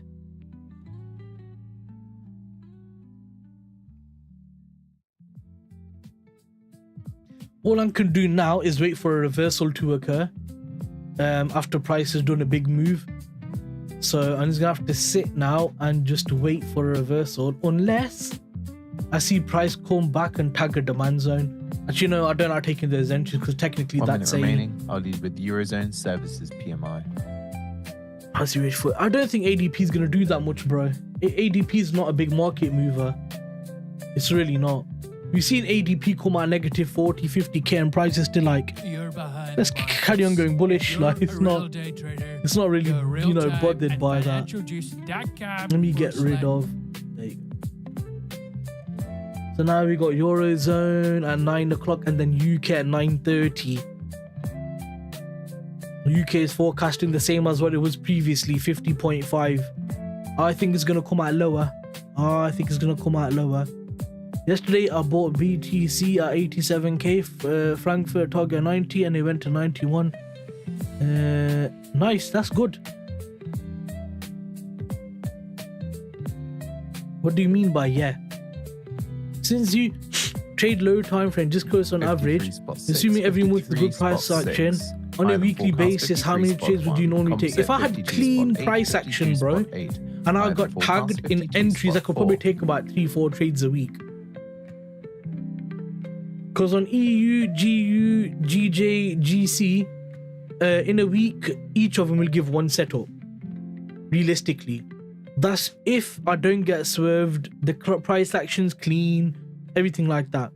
Now, on average, my risk reward is between 10 and 20, with the win rate around about 50 to 60-ish%. TP1 is anywhere from 6R to about 12-10R is TP1, and then TP2 is anywhere from 10R to about 20. It depends what asset I'm trading in it, i.e. yen or pound or whatever. Like I won't get 20R in euro. That'd be surprising to get 20R in euro. That's going to be more like 10 to 12.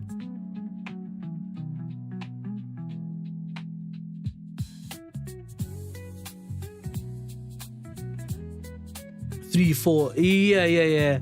But on higher time frame, you've got bigger zones and stuff like that.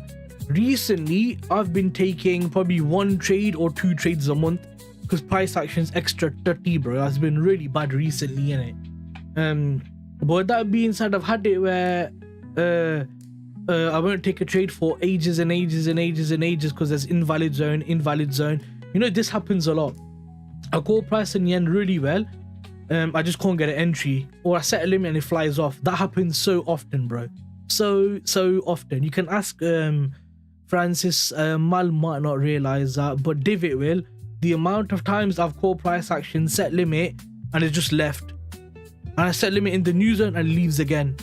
Like so many times. So this is factoring in me getting those trades. Actually getting them. So yeah, it's annoying, but this is the issue with M1, innit?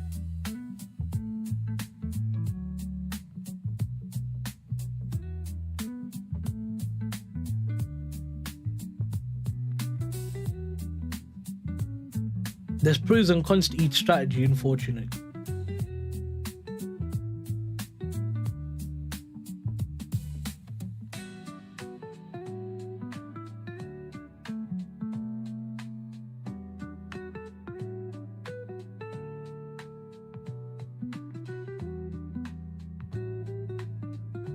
But I think with the higher time frame it's easier because the overall direction's more clearer, isn't it?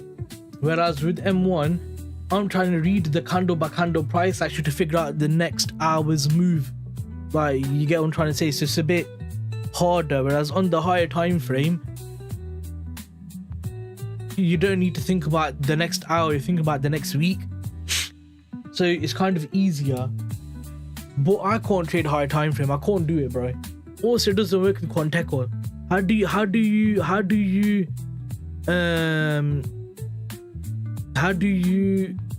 even meet the 0.5% minimum day rule? Because it has to be on that day.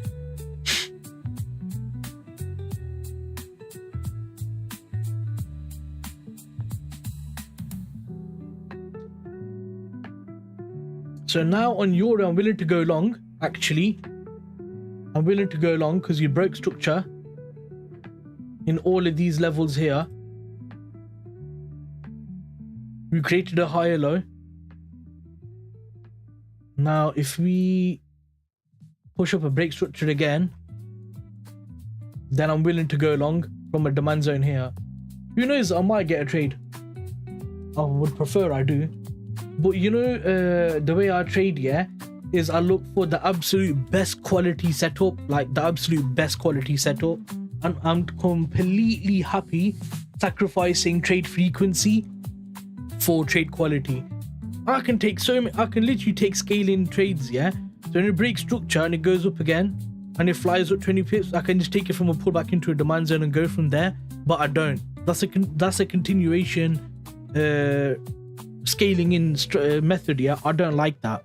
I just like it from the first zone, the second zone, that's it.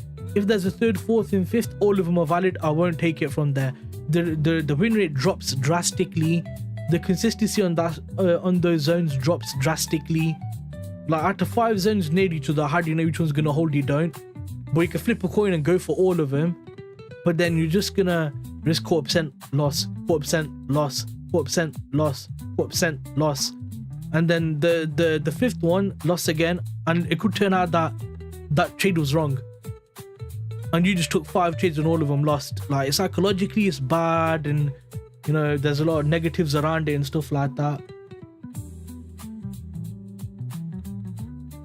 Exactly, yeah, this is it. I learned that lesson in my first week of trading. No, I learned that lesson before trading. When I was in my studying phase, I learned that lesson then. Allahumma barik. According to Asahi newspaper, Japan has conveyed concerns to For France example, over President Macron considering like inviting obviously, China I wanted to to go long G7 from here. summit. Price flew up, had this channel build up here. Now we're gonna pull back down, break structure. We can go long from here, but my initial entry was here, and now we've got to look at data. Price has already moved.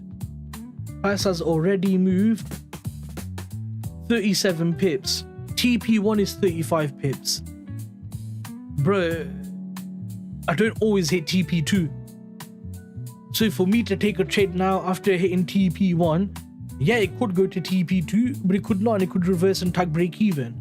Which means if I take that trade, I might be lost. I might take a L.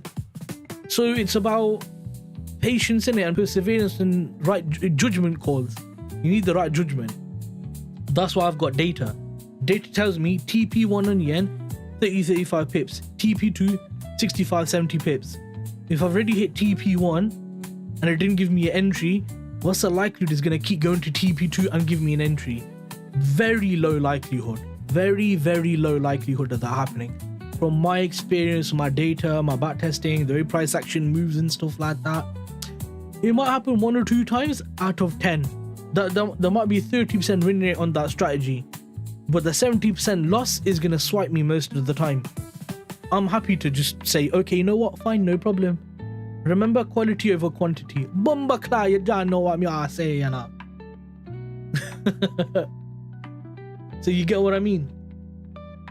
But Euro isn't so bad because you got this zone here. Prices come back down, filled it, broke structure there clearly. Now we got this invalid zone up here. Pounds flying through the flying into the sky. So I think Euro still has capability of going long.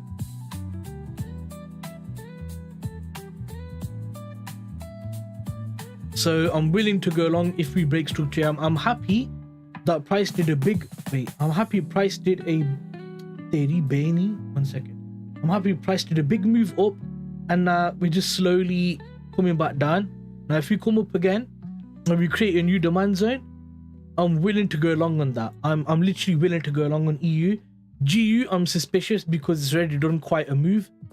How much exactly? 26 pips, bro. GU TP1 is 15. 15 to 18 is TP1. 74. So here's 15 to 18. So we're already near TP2. Bro, it'd be stupid of me to go near to TP2 and hit and try to hit an entry where on average I use averages for my target. TP2 doesn't always hit, and when it does, price reverses after then.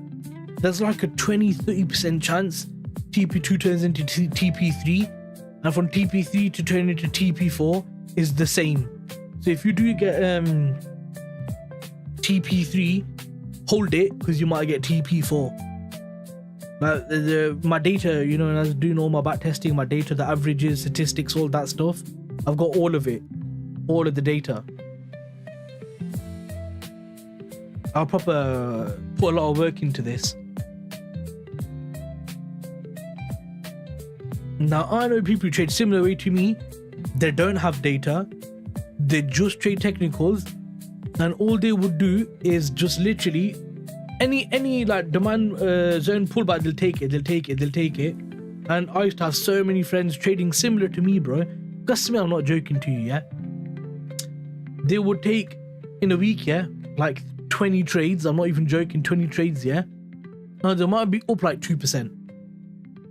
Bro, how are you on M1 catching 4, 5, 6, 7 odd trades, but you still somehow manage to take 20 trades in a week and just be up 2%?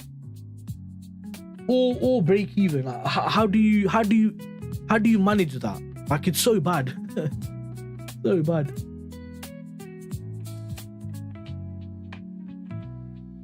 It works. My setups are from key levels to key levels. Average is 1 to 5. Or I use key areas on higher time frame, but I don't trade them. Like, I can trade break, retest, key areas, support, resistance with the 4-hour daily, because I understand fundamentals quite well. Like, my fundamental knowledge is quite good. I could probably capitalize on that, but for me, my personality, I just don't swing. It doesn't work for me. Swing doesn't work for me. Yeah, bro, could agree more. Took me a long time to understand the voice. Yeah. I got to say this question: does pineapple belong in pizza? I don't mind it, but I would prefer it without. If someone bought it, I wouldn't be bothered. But you know, pineapple as a flavor, it doesn't really go well with the crispiness you get on pizza. Because pizza's crispy, it doesn't make sense to have something soft and squishy like pineapple. But I love pineapple anyway. But on pizza, it's a bit confusing, if you get what I mean.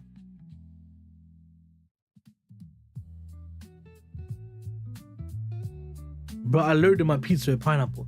I love pineapple on its own, as a fruit or whatever you call it. I really, really like it. But on pizza, like, it's a bit,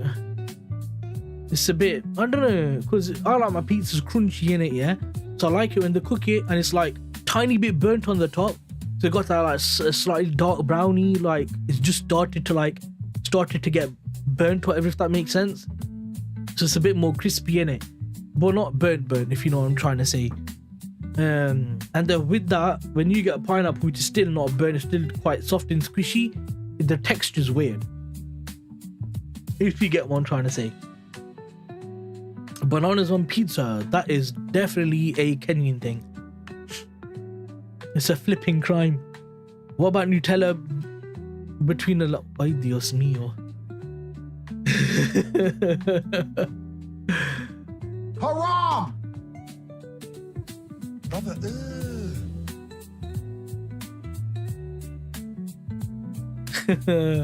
Honey on the Latina is better, bro. I mean, bro, what you not doing, man? Trying to fix on trading, yeah?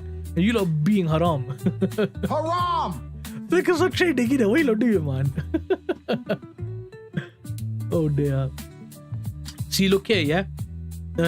Higher low, higher high, higher low, lower high, lower low. After sweeping a level, that's signaling short, but it's too compressed, man.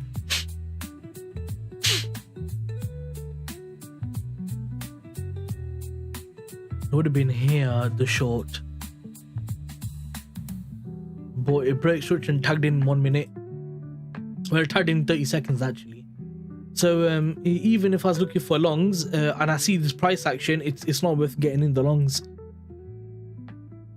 Francis, chill. Life is about balance. Balancing what? You know what I mean? Balancing what, lad? So okay, perfect. Yeah, we had a demand zone here. Even though it didn't break structure, people might have got a bit excited and tried entering here, and then they took a loss, possibly.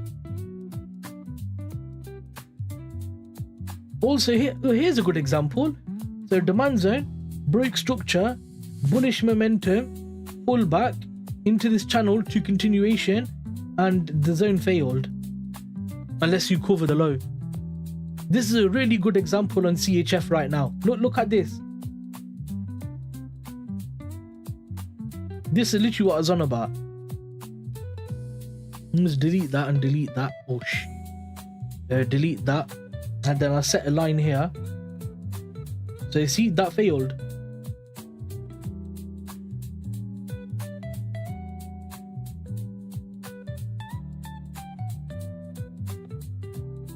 See what I mean?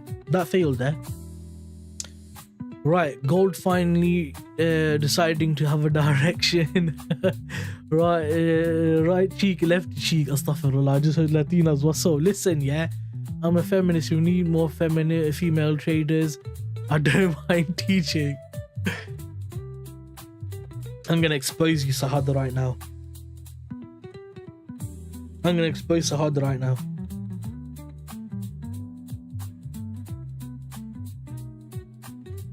I'm gonna expose you right now, bro.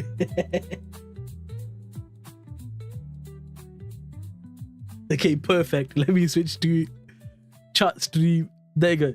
This is a picture of, I think this is Sahad, yeah? I think this is him. And bear in mind the statements he's saying right now, yeah? Does this not look like someone who deserves to be in prison? It looks like the Desi Giga Chad. He looks like the Desi Giga Chad.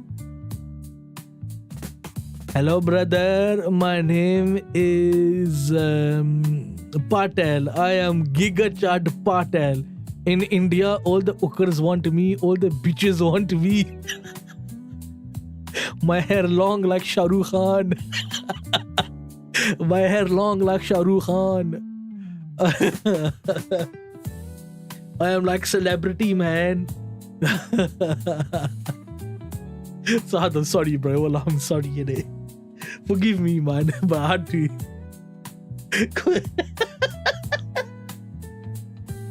Forgive me, I had to, innit, bro? Obviously, it's only a joke, yeah. We're not actually taking the piss. Like, Sahad's a handsome guy, man. May God bless him.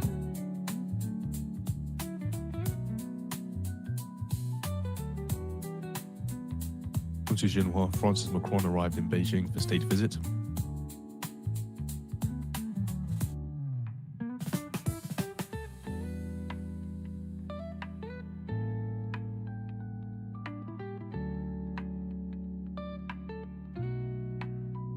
Yeah, he's a very hairy man.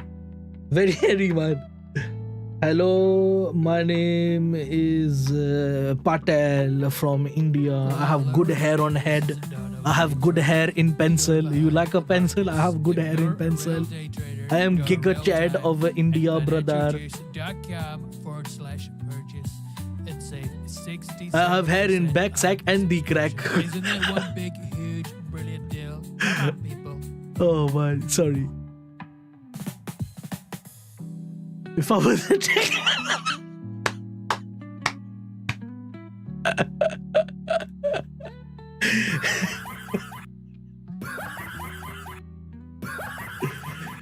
oh my god. Huh?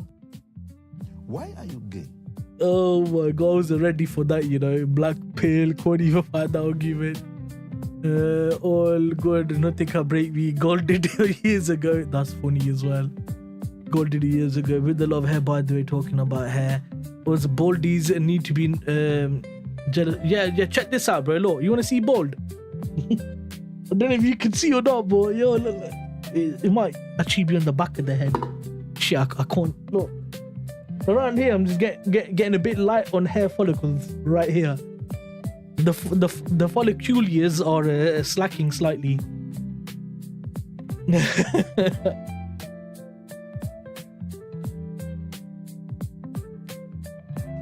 Okay, so in this case, it did work. Look at that. The zone did hold.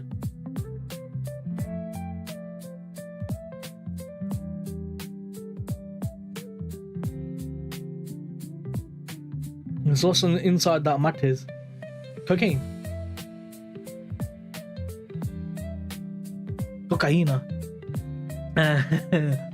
Us baldies should not be jealous, of course. Yeah. It's all inside the matters. That's where the trading consciousness resides. The trading consciousness resides in my crown, where all the hair has gone. Because it's basically absorbing knowledge, absorbing data. Me being a data nerd with statistics and facts, I lost each follicle of hair for each data point I studied. Inshallah, I become bald from my level of knowledge.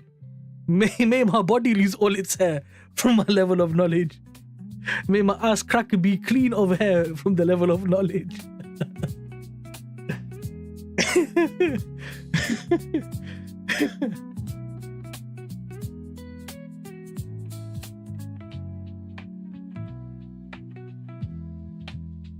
My brain is cooked full to different Latinos data. Ay, Dios mío. Yeah, some Latinos are 10-10, yeah, but some are not all that, you know. Like some are like 50-50. Like I like Colombians are 10-10. Oh, yeah. Venezuelan, Colombian.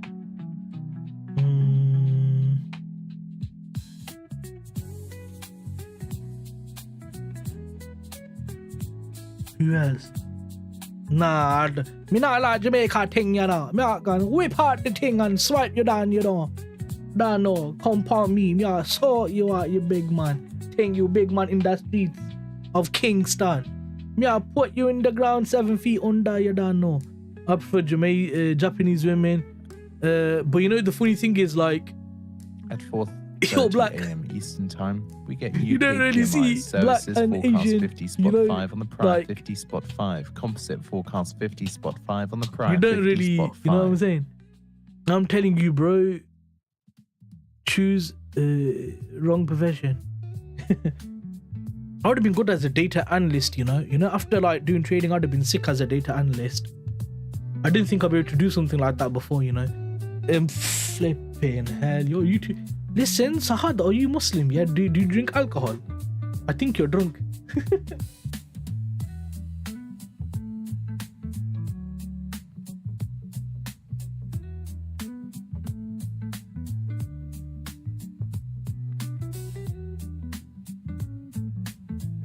What the hell is?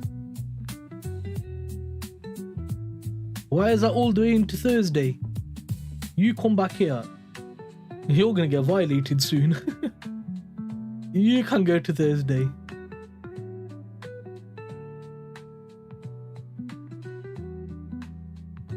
I'm an ex-banker, data analyst.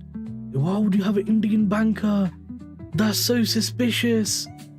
Hello, my name is Sahad. I'm calling you from the bank. There's been suspicious activity.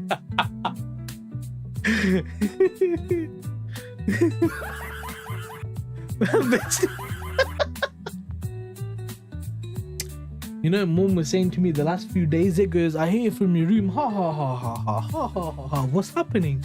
I goes, Mom, when I'm trading, because Mom knows I live stream, I goes, there's some very funny people. And there goes all I hear is ha ha ha ha from your room. Quite good, man.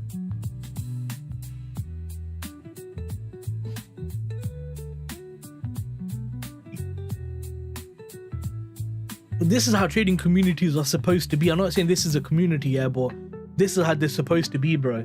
Everyone's supposed to be chill, have a few jokes, have a few laughs, but then when trading serious, you get serious, innit? And you all have your own strategy. No one's talking smack about everyone's strategy. No one's saying higher time frames crap. No one's saying lower time frames crap. Like, you know what I mean? That's good. Life shouldn't be too serious. Yeah, bare people get serious, man. And jealous and envious and stuff like that. Like, bro, why? Why? Like, why, bro? I don't get it. Oh, David's alive. David's alive. Takbir. Yeehaw. Oh shit, wrong one. Takbir.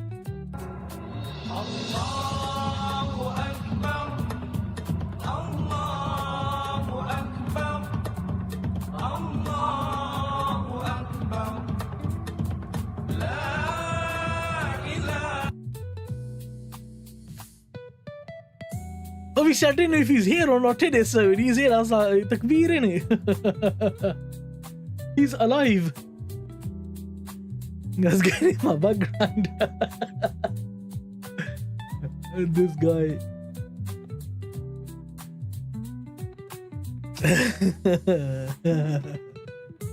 I need to put the laughing on a loop actually.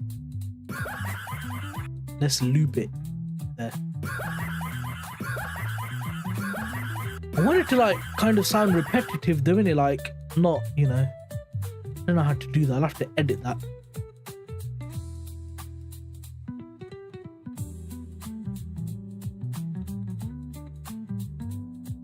So pound is way stronger than euro right now. We're doing a lovely pullback. Did it tag the demand zone? Nope, didn't tag my demand zone. I don't think I would have taken it anyway after 18 pip move on GJ. I don't think I would. On pound, I don't mind. 4:30 a.m. Eastern If it's done Time, like an get 8-9 pip GBPMI move, services forecast. I think if it's 50 done like a spot 10 5 pip on the move, I prior, wouldn't want to 50 take spot that. 5. Composite forecast 50 spot 5 on the prior, 50 Oh, yeah. spot 5. I can't take it anyway because you got 5 minutes till pound news. So let's look at your. Oh wow, we've had good news come out for Germany. So French services PMI 50.8 forecast came out at 51.4. Bear in mind 50 and above is classed as a growth for an economy, fundamentally good for France. Oh my god, my English is no good. So that's really good. We beat the expectation by a comfortable margin. Composite PMI was 49.9, come out at 50.4. We've hit growth and above, beautiful. Germany services PMI 52.7 forecast, come out at 53.1, beautiful. That's beautiful for Germany. Composite PMI final 52.1, come out at 52.4, beautiful for Germany. Eurozone 52.4, come out at 52.8, beautiful. Services PMI 53.1, 53.6, beautiful. All of Europe has smashed expectations. Wait a second, why is Euro not flying? Why is it not happy off of that data? That is really good data for services. Is there something going on with Euro that I'm not aware of?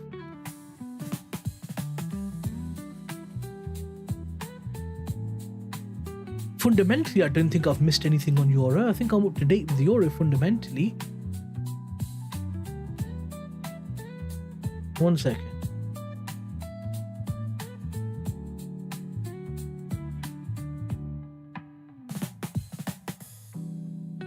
Wow, Fundanext has had 50,000 reviews on Trustpilot. I bet only 100 are from paid traders, like payout traders. I bet 49,100 are traders who just say, support chat very good, thank you. I thought it was bro, I want to build my fundamentals stronger. Other than Financial Juice, what other websites can you recommend? Do you have X?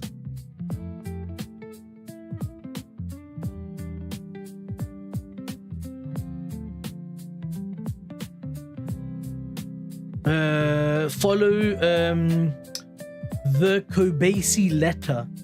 The Kobasi letter. I think it's spelled like this. I think it's spelled like that. The picture. Actually, can I share the link for the? Let me share the link. Actually, 1 second, bro. I think I can share the link in it. Notifications. The Kobasi letter. Post. Like a share button, share Kobasi letter. I just want to copy the link. Copy link. Okay, I got it. 1 second, bro. 1 second. Here you go. There. That should take you to.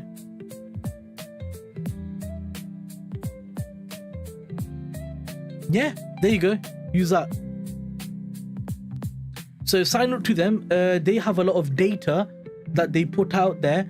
Not exactly fundamental, but it can be used towards that. Yeah, no problem, bro. It can be used towards that, but fundamentals is generally quite easy because it's about understanding economy. 1 minute remaining. I'll lead with how UK services the PMI. monetary policy stances. So I have to learn a bit about monetary policy. Is not that difficult in my opinion. And I think you're good to go after that, to be fair. It's kind of simple. It's about understanding the sentiment, because with fundamentals, it's the picture of the next 1-2 weeks, 1-2-3 months, and the next year. So whenever you get fundamental data, you're looking at next year. So for example, we know we're going to get 3 cuts this year, blah, blah, blah. This Fed meeting is going to be important because we're looking at 2026, we're looking at 2 Fed rate cuts. If you got this cut heavy person, he might say, you know what, I'm going to do 4 rate cuts next year. Dollar's going to fall now because they're pricing it in now. That's fundamental knowledge. And the pricing it into the market now is also sentiment knowledge. you need to understand the sentiment of the market you're trading, i.e. meaning what are all the big players in the market doing? Why are they selling? 51 What's spot the 3, 51 reason for spot them 3, selling higher off than or forecast, 50 spot 5 composite, putting money 51 out to spot said 2, asset? 51 spot 2 higher than forecast, 50 spot 5. Seeing a little bit of upside in the British pound. It was a beat, but it wasn't an exceptional beat. But pound will love that. After all the really concerning issues with pound, that's going to be quite good for it. So it's supposed to be 50.5, come out at 51.3. That's not bad. I'd have loved if you had 52, 53. That'd have been like really strong growth. Composite 50.5, come out at 51.2. I can't argue that, bro. That's okay. It's above 50. It's beat the expectation. It's beat the forecast by 0.8 on services, which is not bad. And then on composite by 0.7, not bad. So I'll take that. So I can teach fundamentals and stuff, to be fair, but not many people are interested in it. But if you want, I'll do a live stream explaining fundamentals and stuff like that, because I'll probably need about 40 minutes to explain.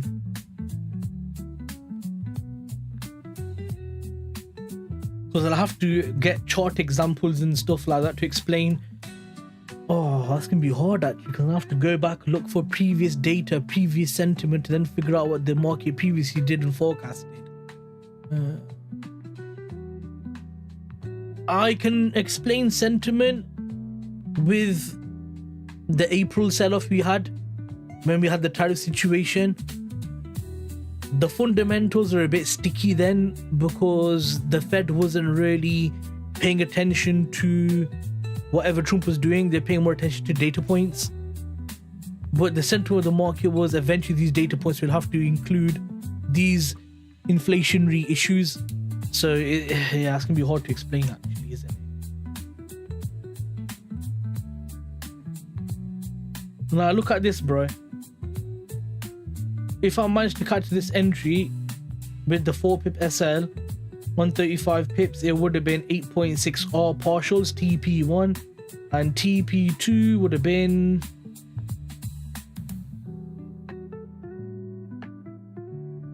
17.6. Damn it, man. Very unfortunate. Very unfortunate. Pound CHF is going really well. I can't see a way to hop in a continuation that's clean. All I can do is wait for some type of reversal after this move's played out. GBPCHF really loved that bit of move there, didn't it? Euro pound still a bit, Euro USD still a bit choppy.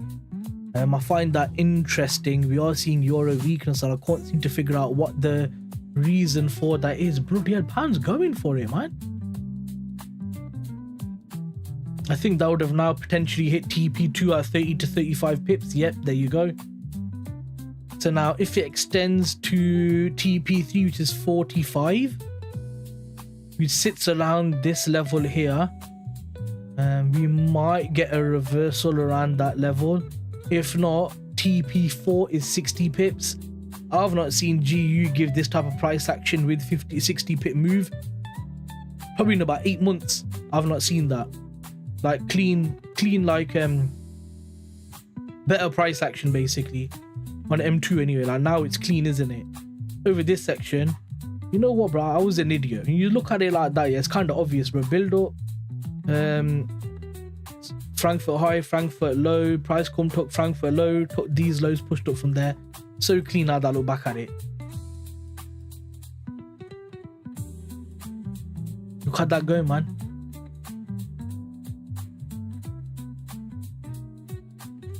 Yeah, start collecting data. All you need to really learn is the session that you trade, the time that you trade, and the data you collect for that session, and also just watch price action. So when I was collecting data, I was looking at the charts, looking at price action, how does it look, and absorbing the data. So I was realizing that around 11:30 price reverses, around 9:30 you get an entry, around 8 o'clock you get an entry. So it's kind of like getting data as well as kind of just looking at price action and building that knowledge and stuff as well from seeing price.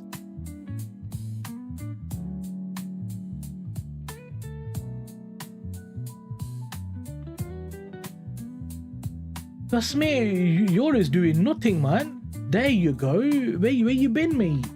Waiting for you for ages. Now I'm gonna take a long on Euro, and wallahi, if I get stopped out, I'm gonna laugh so hard. Cronin says EU decision to move away from Russian gas will mean Europe will pay much more for gas. 50 pips. Yeah. Damn it. You don't need to. You could just get the data and go live straight to it with reduced risk. Reduced risk. Says it was a first exchange of opinions. Like 0.25% risk or something like that, or 0.2% risk for the first 2-3 months while you're just fine-tuning everything. Once you got it fine-tuned through journaling, then you could just go back to 0.5% risk or whatever. Once you fully understood and comprehended and fine-tuned the strategy, you could just do that. Right. So I was right on today with the longs. Obviously just got manipulated out of GU. I should have obviously drew the invalid zone, paid attention to that, realized that, and then I would have stuck with the bias of longs and stuff. I probably would have taken that trade, to be honest. So I don't think there's any invalidations either on that. I think it was an actual clean trade.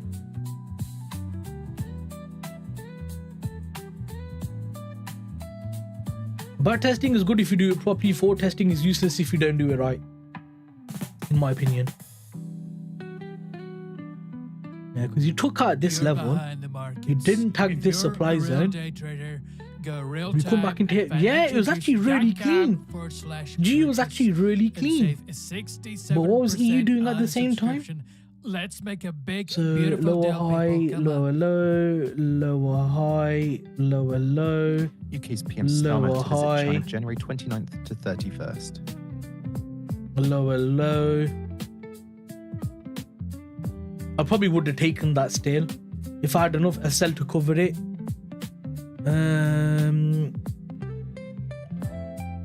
So yeah, I think there was no invalidation. Let me just draw it out in it. So lower high, lower low, higher high, lower low, so lower high, so lower high, but this one was lower low, this was a lower high, this was a higher low, that was a higher high, that was a higher low, and then we flew up from there. Yeah, I think I don't know, actually I would have had to use my judgment on that. I would have had to use my judgment on this. It would have been a bit of a tricky one actually. Why does it keep doing that with the... Yeah. Where the hell is the pound? Yo! Big move on the pound.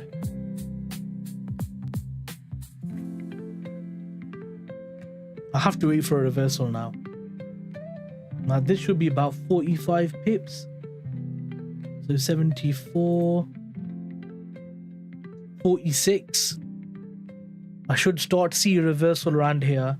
Hopefully should start to see a reversal. Unless it goes for 60. If it does, it can. You know, I can't really stop that. Let's go on this 0.99. We're at 58. CHF has done a move as well, you know. Even CHF, bro, look at CHF has done 36 pips, man. That's hard for CHF.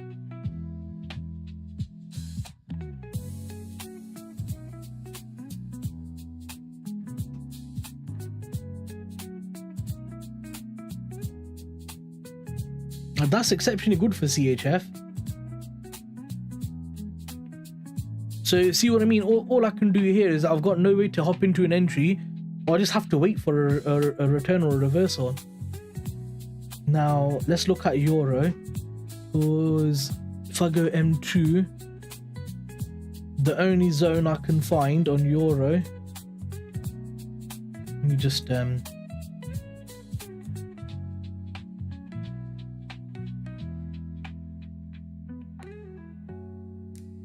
yeah, break structure and give me a new zone. This is all very balanced price action. Break structure and give me a new zone. Come on. Push up, give me a new zone, I'll take an entry. It might not be a lot of R because it might only just be to the invalid zone.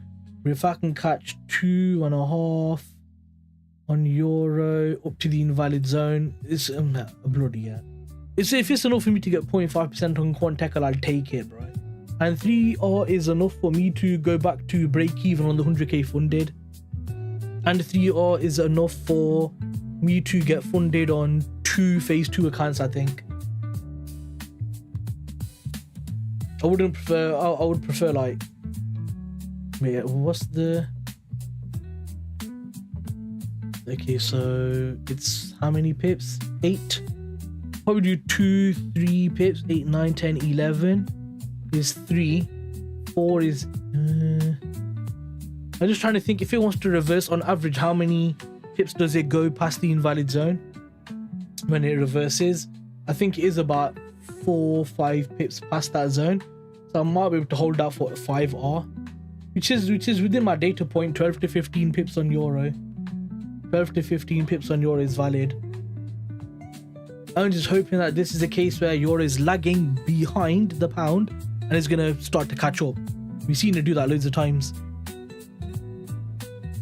In my opinion, backtest is good, but forward testing is also important. Never say market. Forward testing all the time. Yeah, forward testing all the time is good if you're doing on demo, but if you're doing on an actual account where you're putting money in, then you're just stupid at that point, aren't you? It depends what type of person are you. Intelligent traders, successful traders, they always start out by just getting data. All successful traders.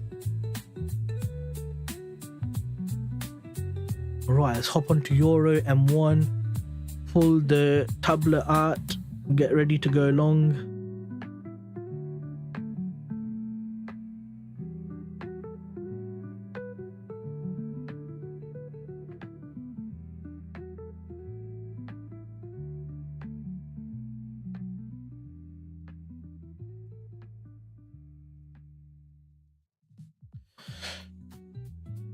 Alright, so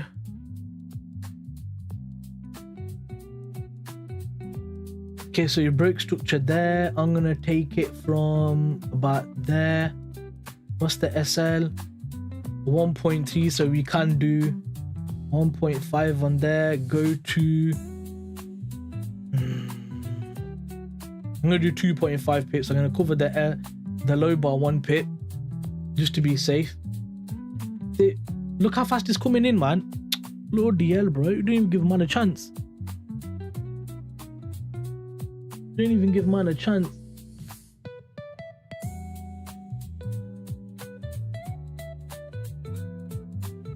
Oh, shit.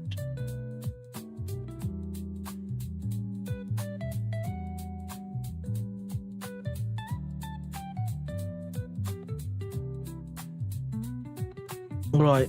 That's set on the 100k.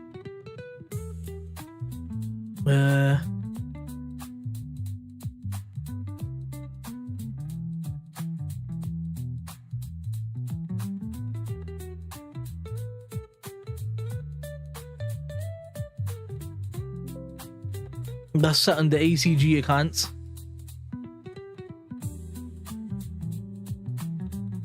Now if this goes to L, I'm gonna laugh so hard.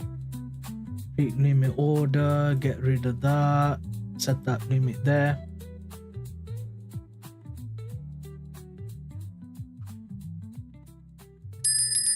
It's tagged straight into profit of all the accounts tagged.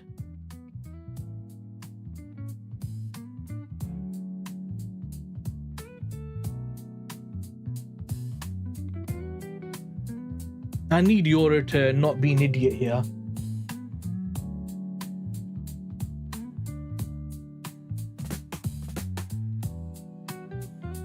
There.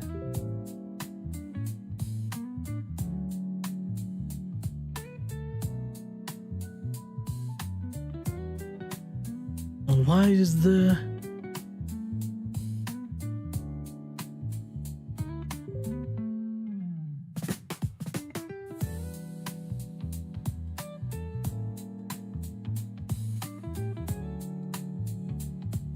there you go.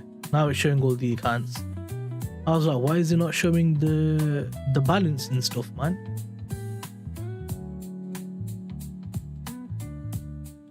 So let's see how this goes.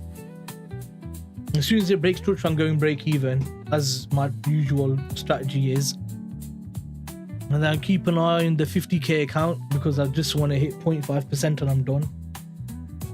Now if I take a L, I'm gonna laugh because then that's just so typical, isn't it?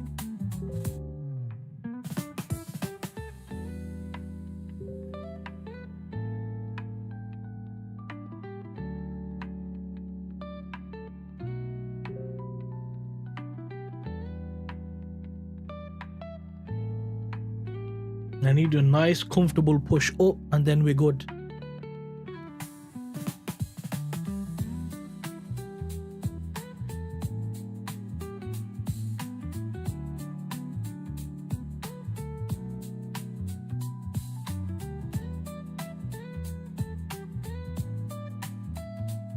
So how many lots have I got? I've got 9 lots on the 100k. Oof, I hope they don't have a problem with me with that. Come on, just give me break even, brother. Come on.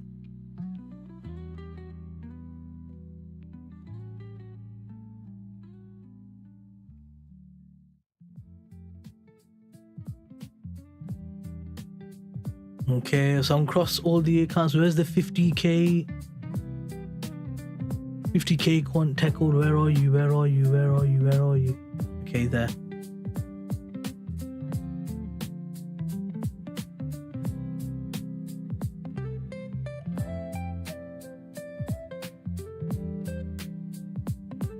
My risk seems small on that account.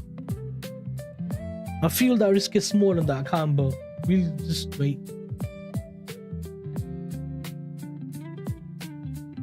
Okay, so break even now.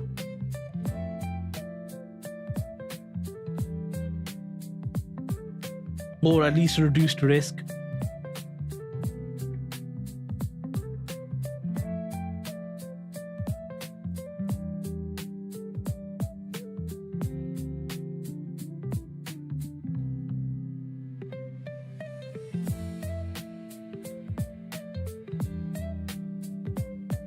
I think my lot sizes are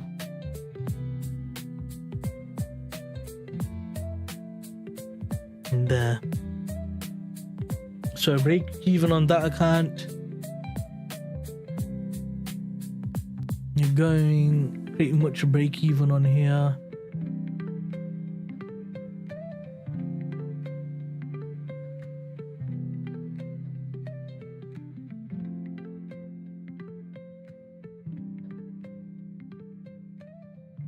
There you go. There you go. So now we're pushing in profit across all the accounts, about 2,000, 3,000 across all the accounts.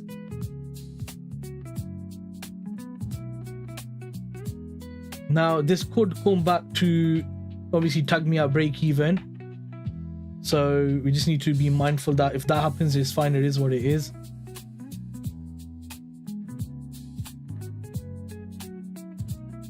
Where's the 50k? I just need to get...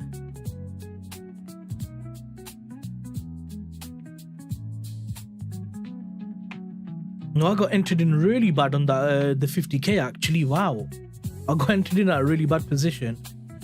Wow, is that 1 pip off?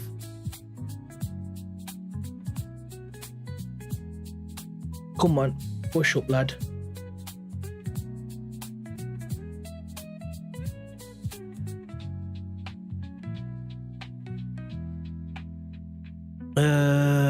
I think it was a price difference because the entry was 54, yeah.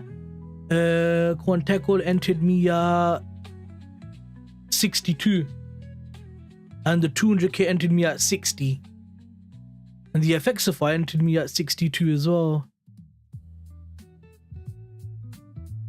So yeah, we'll see. Oh, ACG got tagged at break even. This account's about to get tagged as well. Oh, not yet. So ACG's got tagged out. funded next has got tagged out. That should be. I should have covered commissions on there. Yeah, I covered exactly commissions for spread, everything, zero loss on that trade. So let's see what happens here. All the current techos and accounts are in a slight bit of drawdown.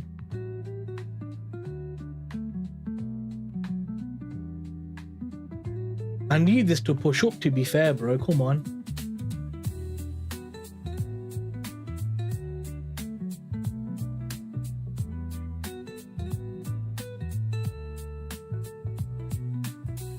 It's gonna probably tag. It's probably gonna tag. Unless you start getting a push up.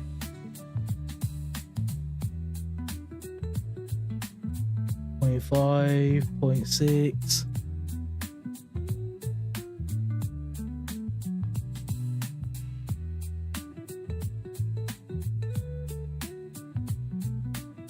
I don't mind that if it's a break even, bro. I literally don't mind. 1.1.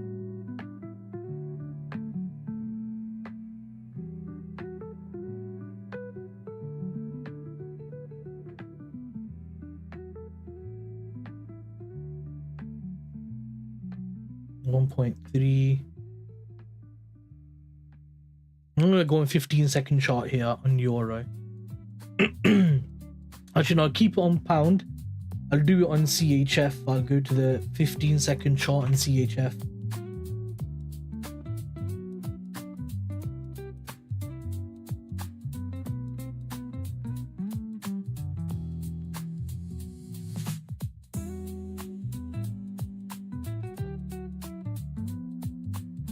Oh, there you go, tagged. So tiny loss on the accounts, tiny loss.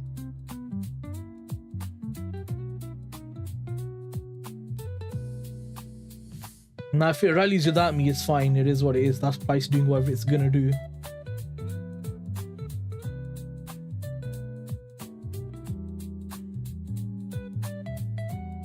Actually, I'll keep it at 2.5 because that's what it was, wasn't it? Yeah.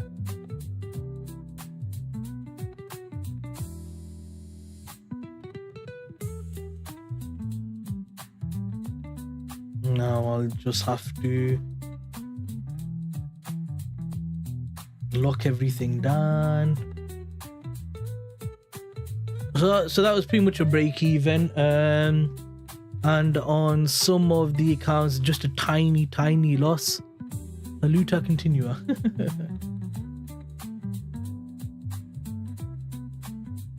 And then let's just go to M1. And then just take a screenshot.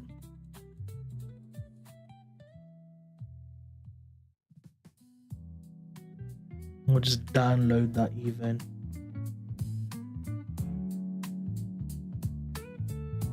There, download it to folder. Perfect.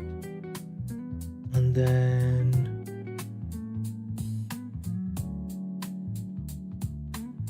so I'm still expecting the zone to fail. It just might be the case where it takes me out and continues to go up.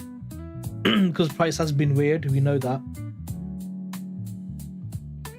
And on the 100k funded, I suppose it's not so bad considering that trade. The profit was 54, the commission was 54, literally a break-even trade.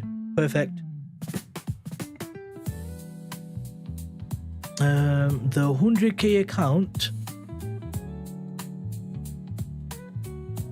that was how many lots? That was 9 lots. And the risk was not even 0.1%. Come on, man, you can't be doing this to me. I suppose that was break even, wasn't it?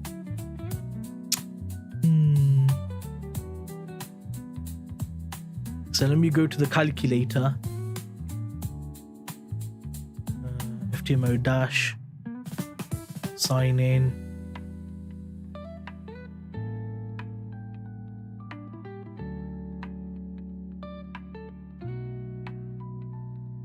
I'm just gonna check the At 5 a.m. Eastern Time, we get Calculator, Eurozone innit? PPI. Year on year, forecast -0.5%. On the prior, -0.2%. Month on month forecast 0.1%. On the prior, -0.1%. swing account.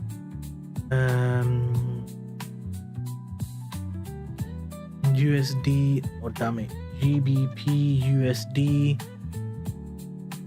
So maximum is 22.5. It's 22.7 yesterday, so I don't understand that. So let's calculator. So what is 22.7 plus 30% is 6.8. 22.7 plus 50% is 11. So 22.7 plus 40% margin. So I used about 40%. That means I'll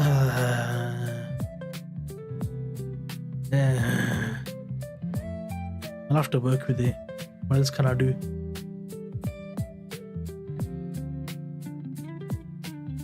What about the FX Piggy accounts? What did they do?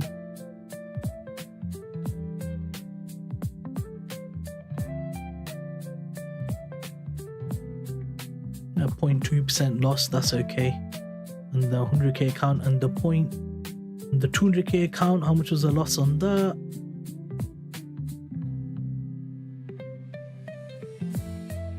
$200. 30 lots. Commissions.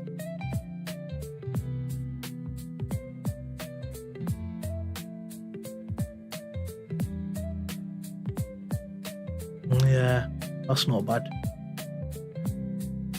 Right, I got it now.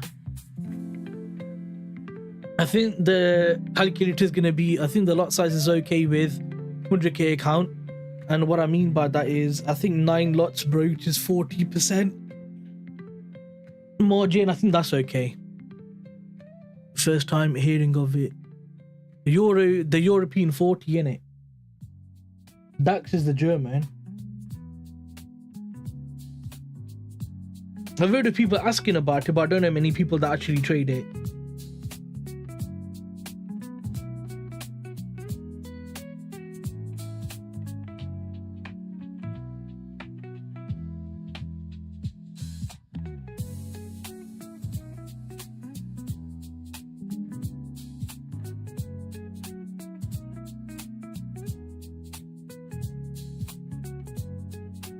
Typical though, isn't it, boys? I wanted GJ, couldn't get an entry, took EU, got tagged at break even.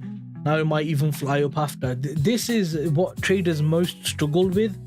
And for me, I think it's easier to deal with because it's just the market does what it's gonna do, bro. It's nothing against me. The market isn't against me, it's just gonna do what it does. Someone needs to sue prop firms for false advertising, unfair contract terms, and lack of notice. They're not regulated, are they? But yeah, you need to get like a group of mass traders suing them, and if they did that, bro, I'm telling you, that would be game changer. That would be game changer. 1 minute remaining. I'll lead with Eurozone PPI year on year. That would be absolutely game changing. Let's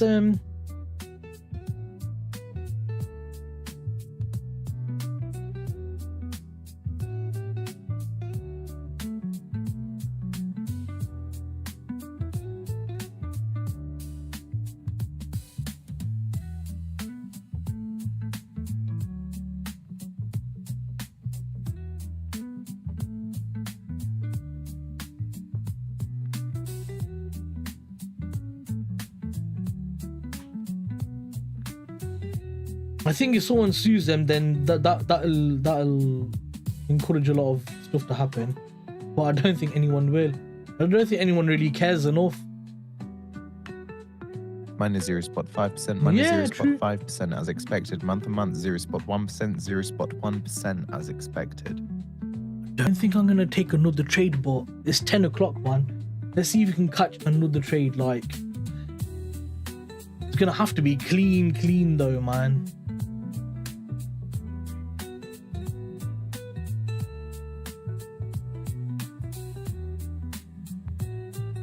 These go to 4 o'clock, innit?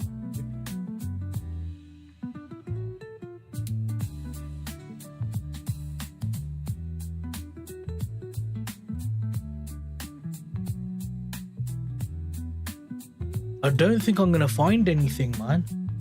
But yeah, you're right, 100%. What you'd have to do is just say to them that if you don't fix the rules, whatever, we're just gonna take you to court, and we're gonna start compiling traders and evidence and stuff in the UK, in the USA, etc., to then sue them. Most of them are in Dubai. Sue those in Dubai successfully. A lot of them will start behaving. Yeah, of course. Yeah. Of course. I don't know what the rule is in Dubai though, innit? Or in the UAE.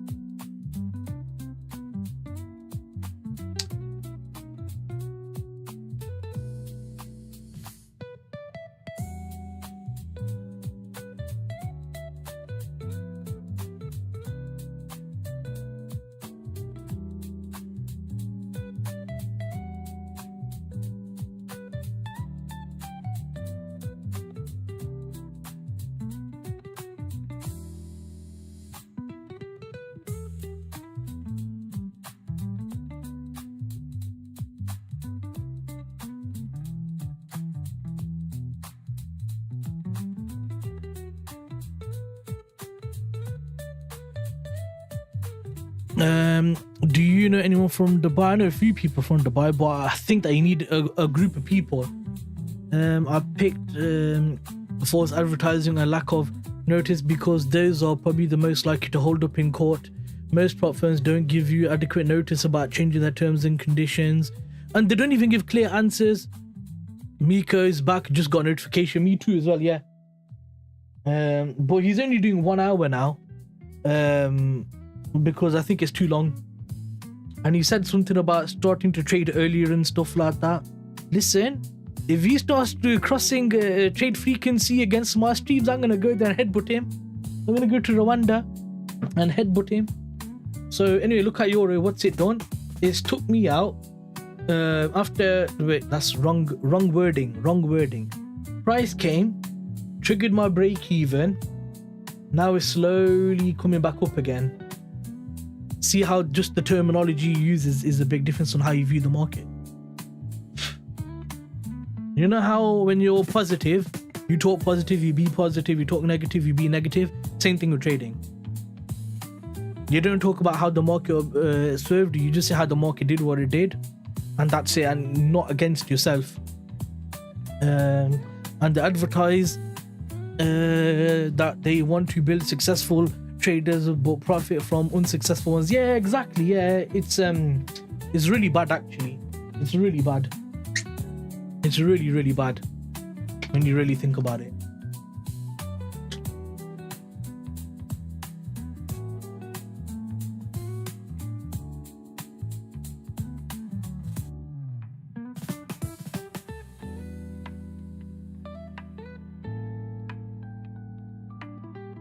I'm just thinking, if I was in this trading, I would have been up 10R on there.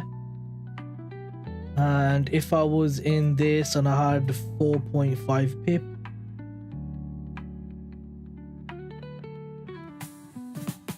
I would have been up about 18R across two of these. And if I managed to get 4R on it, 4 pip SL, would have been about 19R between both of these. Actually, no, the entry was here, wasn't it? Yeah, the entry was here. So 45 would have been the next level. I would have probably capped it if I seen price doing that. Would have just took that. So yeah, it would have been a 21-hour day. Instead, quarter break even, and then price, well, break even, more or less, wherever. And then price continued to go up. Look at that. Look at that on Euro right now. Look at that. Typical. Typical on Euro.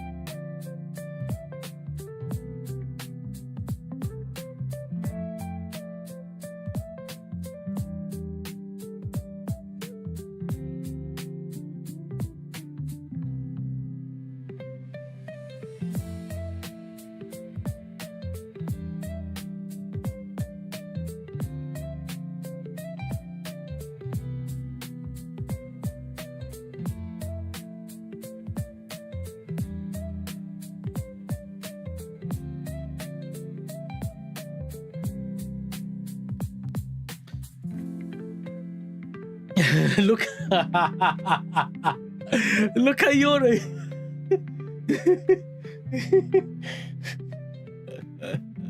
Look at Euro, please. What? Why is it not play?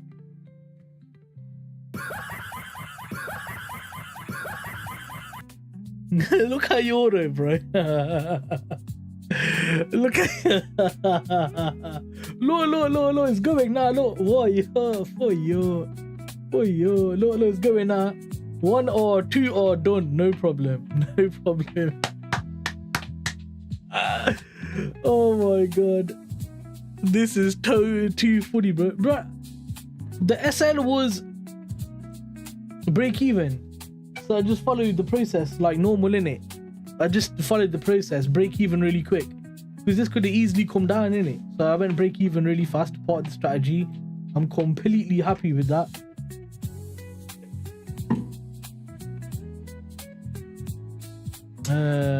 Now we're up to oh dear, oh dear, oh dear.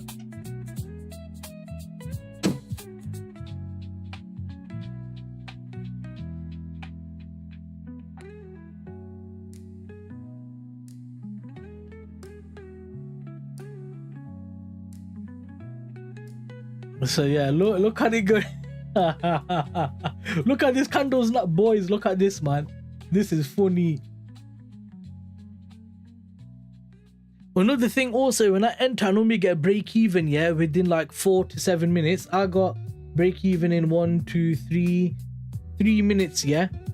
And then price come down and did that. Now, you could say it didn't do a body close above the level. I don't really care. I think for me that's good enough. But what I could have done in this situation, because some people who trade the way I trade, they say go break even when you get a body close above that zone. I count wicks. I count wicks as well. If it was more like a doji, oh my god, yeah, I wouldn't go break even if it's a doji. So yeah, but now look at it go. Look at it go now. 2.7R. This is brilliant, man. Absolutely brilliant.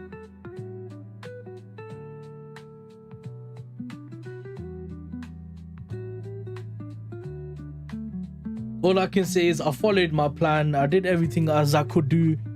Like, there's nothing more you could say, bro. Like, what do you want me to say or do?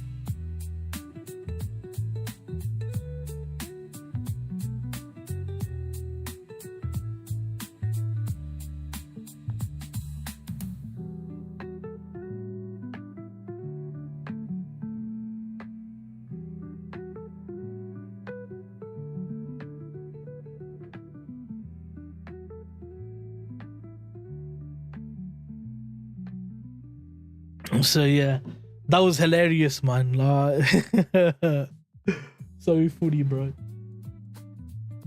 And it literally comes straight into the invalid zone, slapped it. Beautiful as well, man. Beautiful. I gotta wait for this zone to fail. There's no more entries, man. Let me look at. We've got 4 minutes left for an entry. I think this is really pushing it right now. Yeah, I'm done. I'm not gonna catch anything, boys. I'm done. Oh yeah, I'm done. Diddy did. Diddy. I'm gonna look at New York. Hopefully, New York is gonna bless us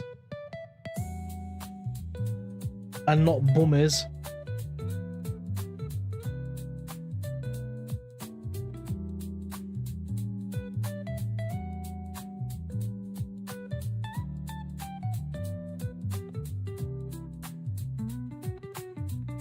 Let's look at pound. Pound's done a big move, bro. Big move. New York will be okay. I think it will, yeah. I think it will. I think New York's gonna be not bad at all.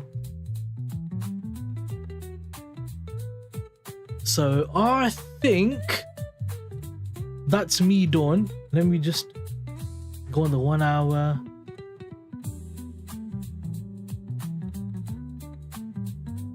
That might be the next zone.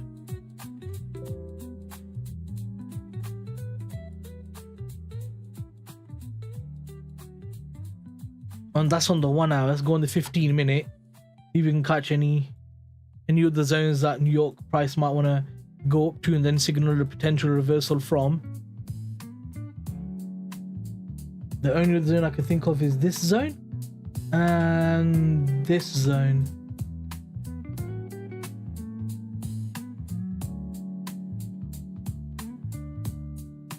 Now, how many pips is this away? Because you need to be realistic on price. That's 40, so yeah, that's possible. This one might happen sooner than we expected.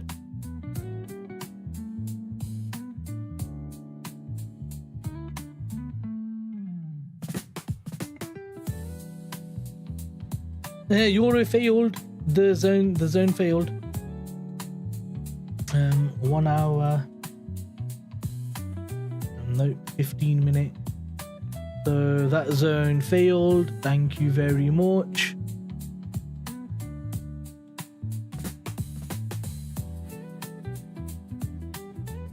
Yeah, you managed to catch anything or not, David? Get rid of that. Get rid of that. Get rid of that.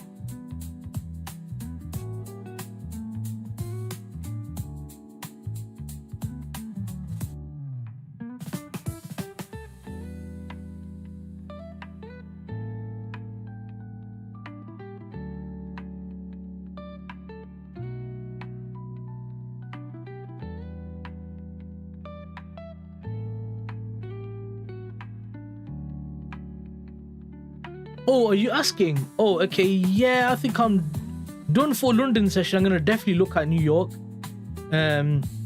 So far London was actually quite clean when you consider today. Like, it's actually quite clean price action.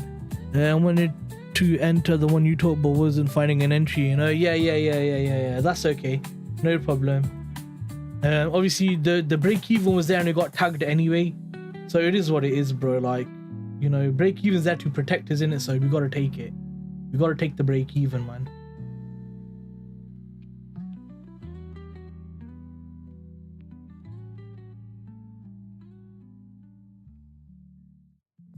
So yeah, I'll see you tomorrow.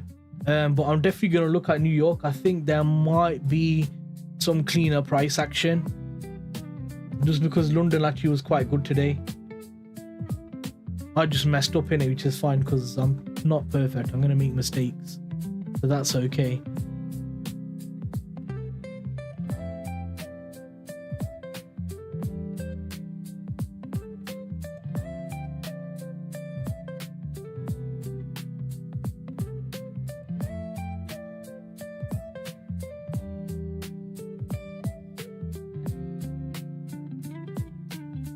Have anyone had a look at gold and silver? Oh god, gold doing nothing, Silver doing very nothing.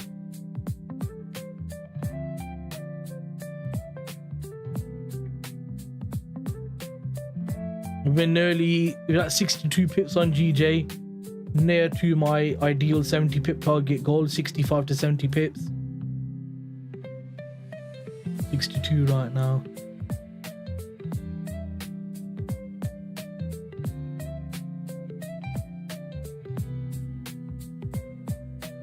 Yeah, see you guys later, man. Take it easy. I'll leave it there then, or end it there. Obviously I am gonna look for trades in New York. If I catch anything, obviously I'll post it in the Discord. I'm gonna post this trade earlier I took in the Discord as well, so yeah. Alright guys, take it easy, man.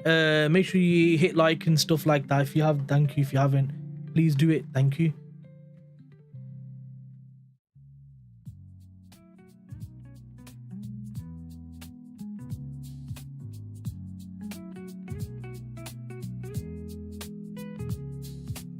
Yeah, man. Peace out, guys. Take it easy. Bye.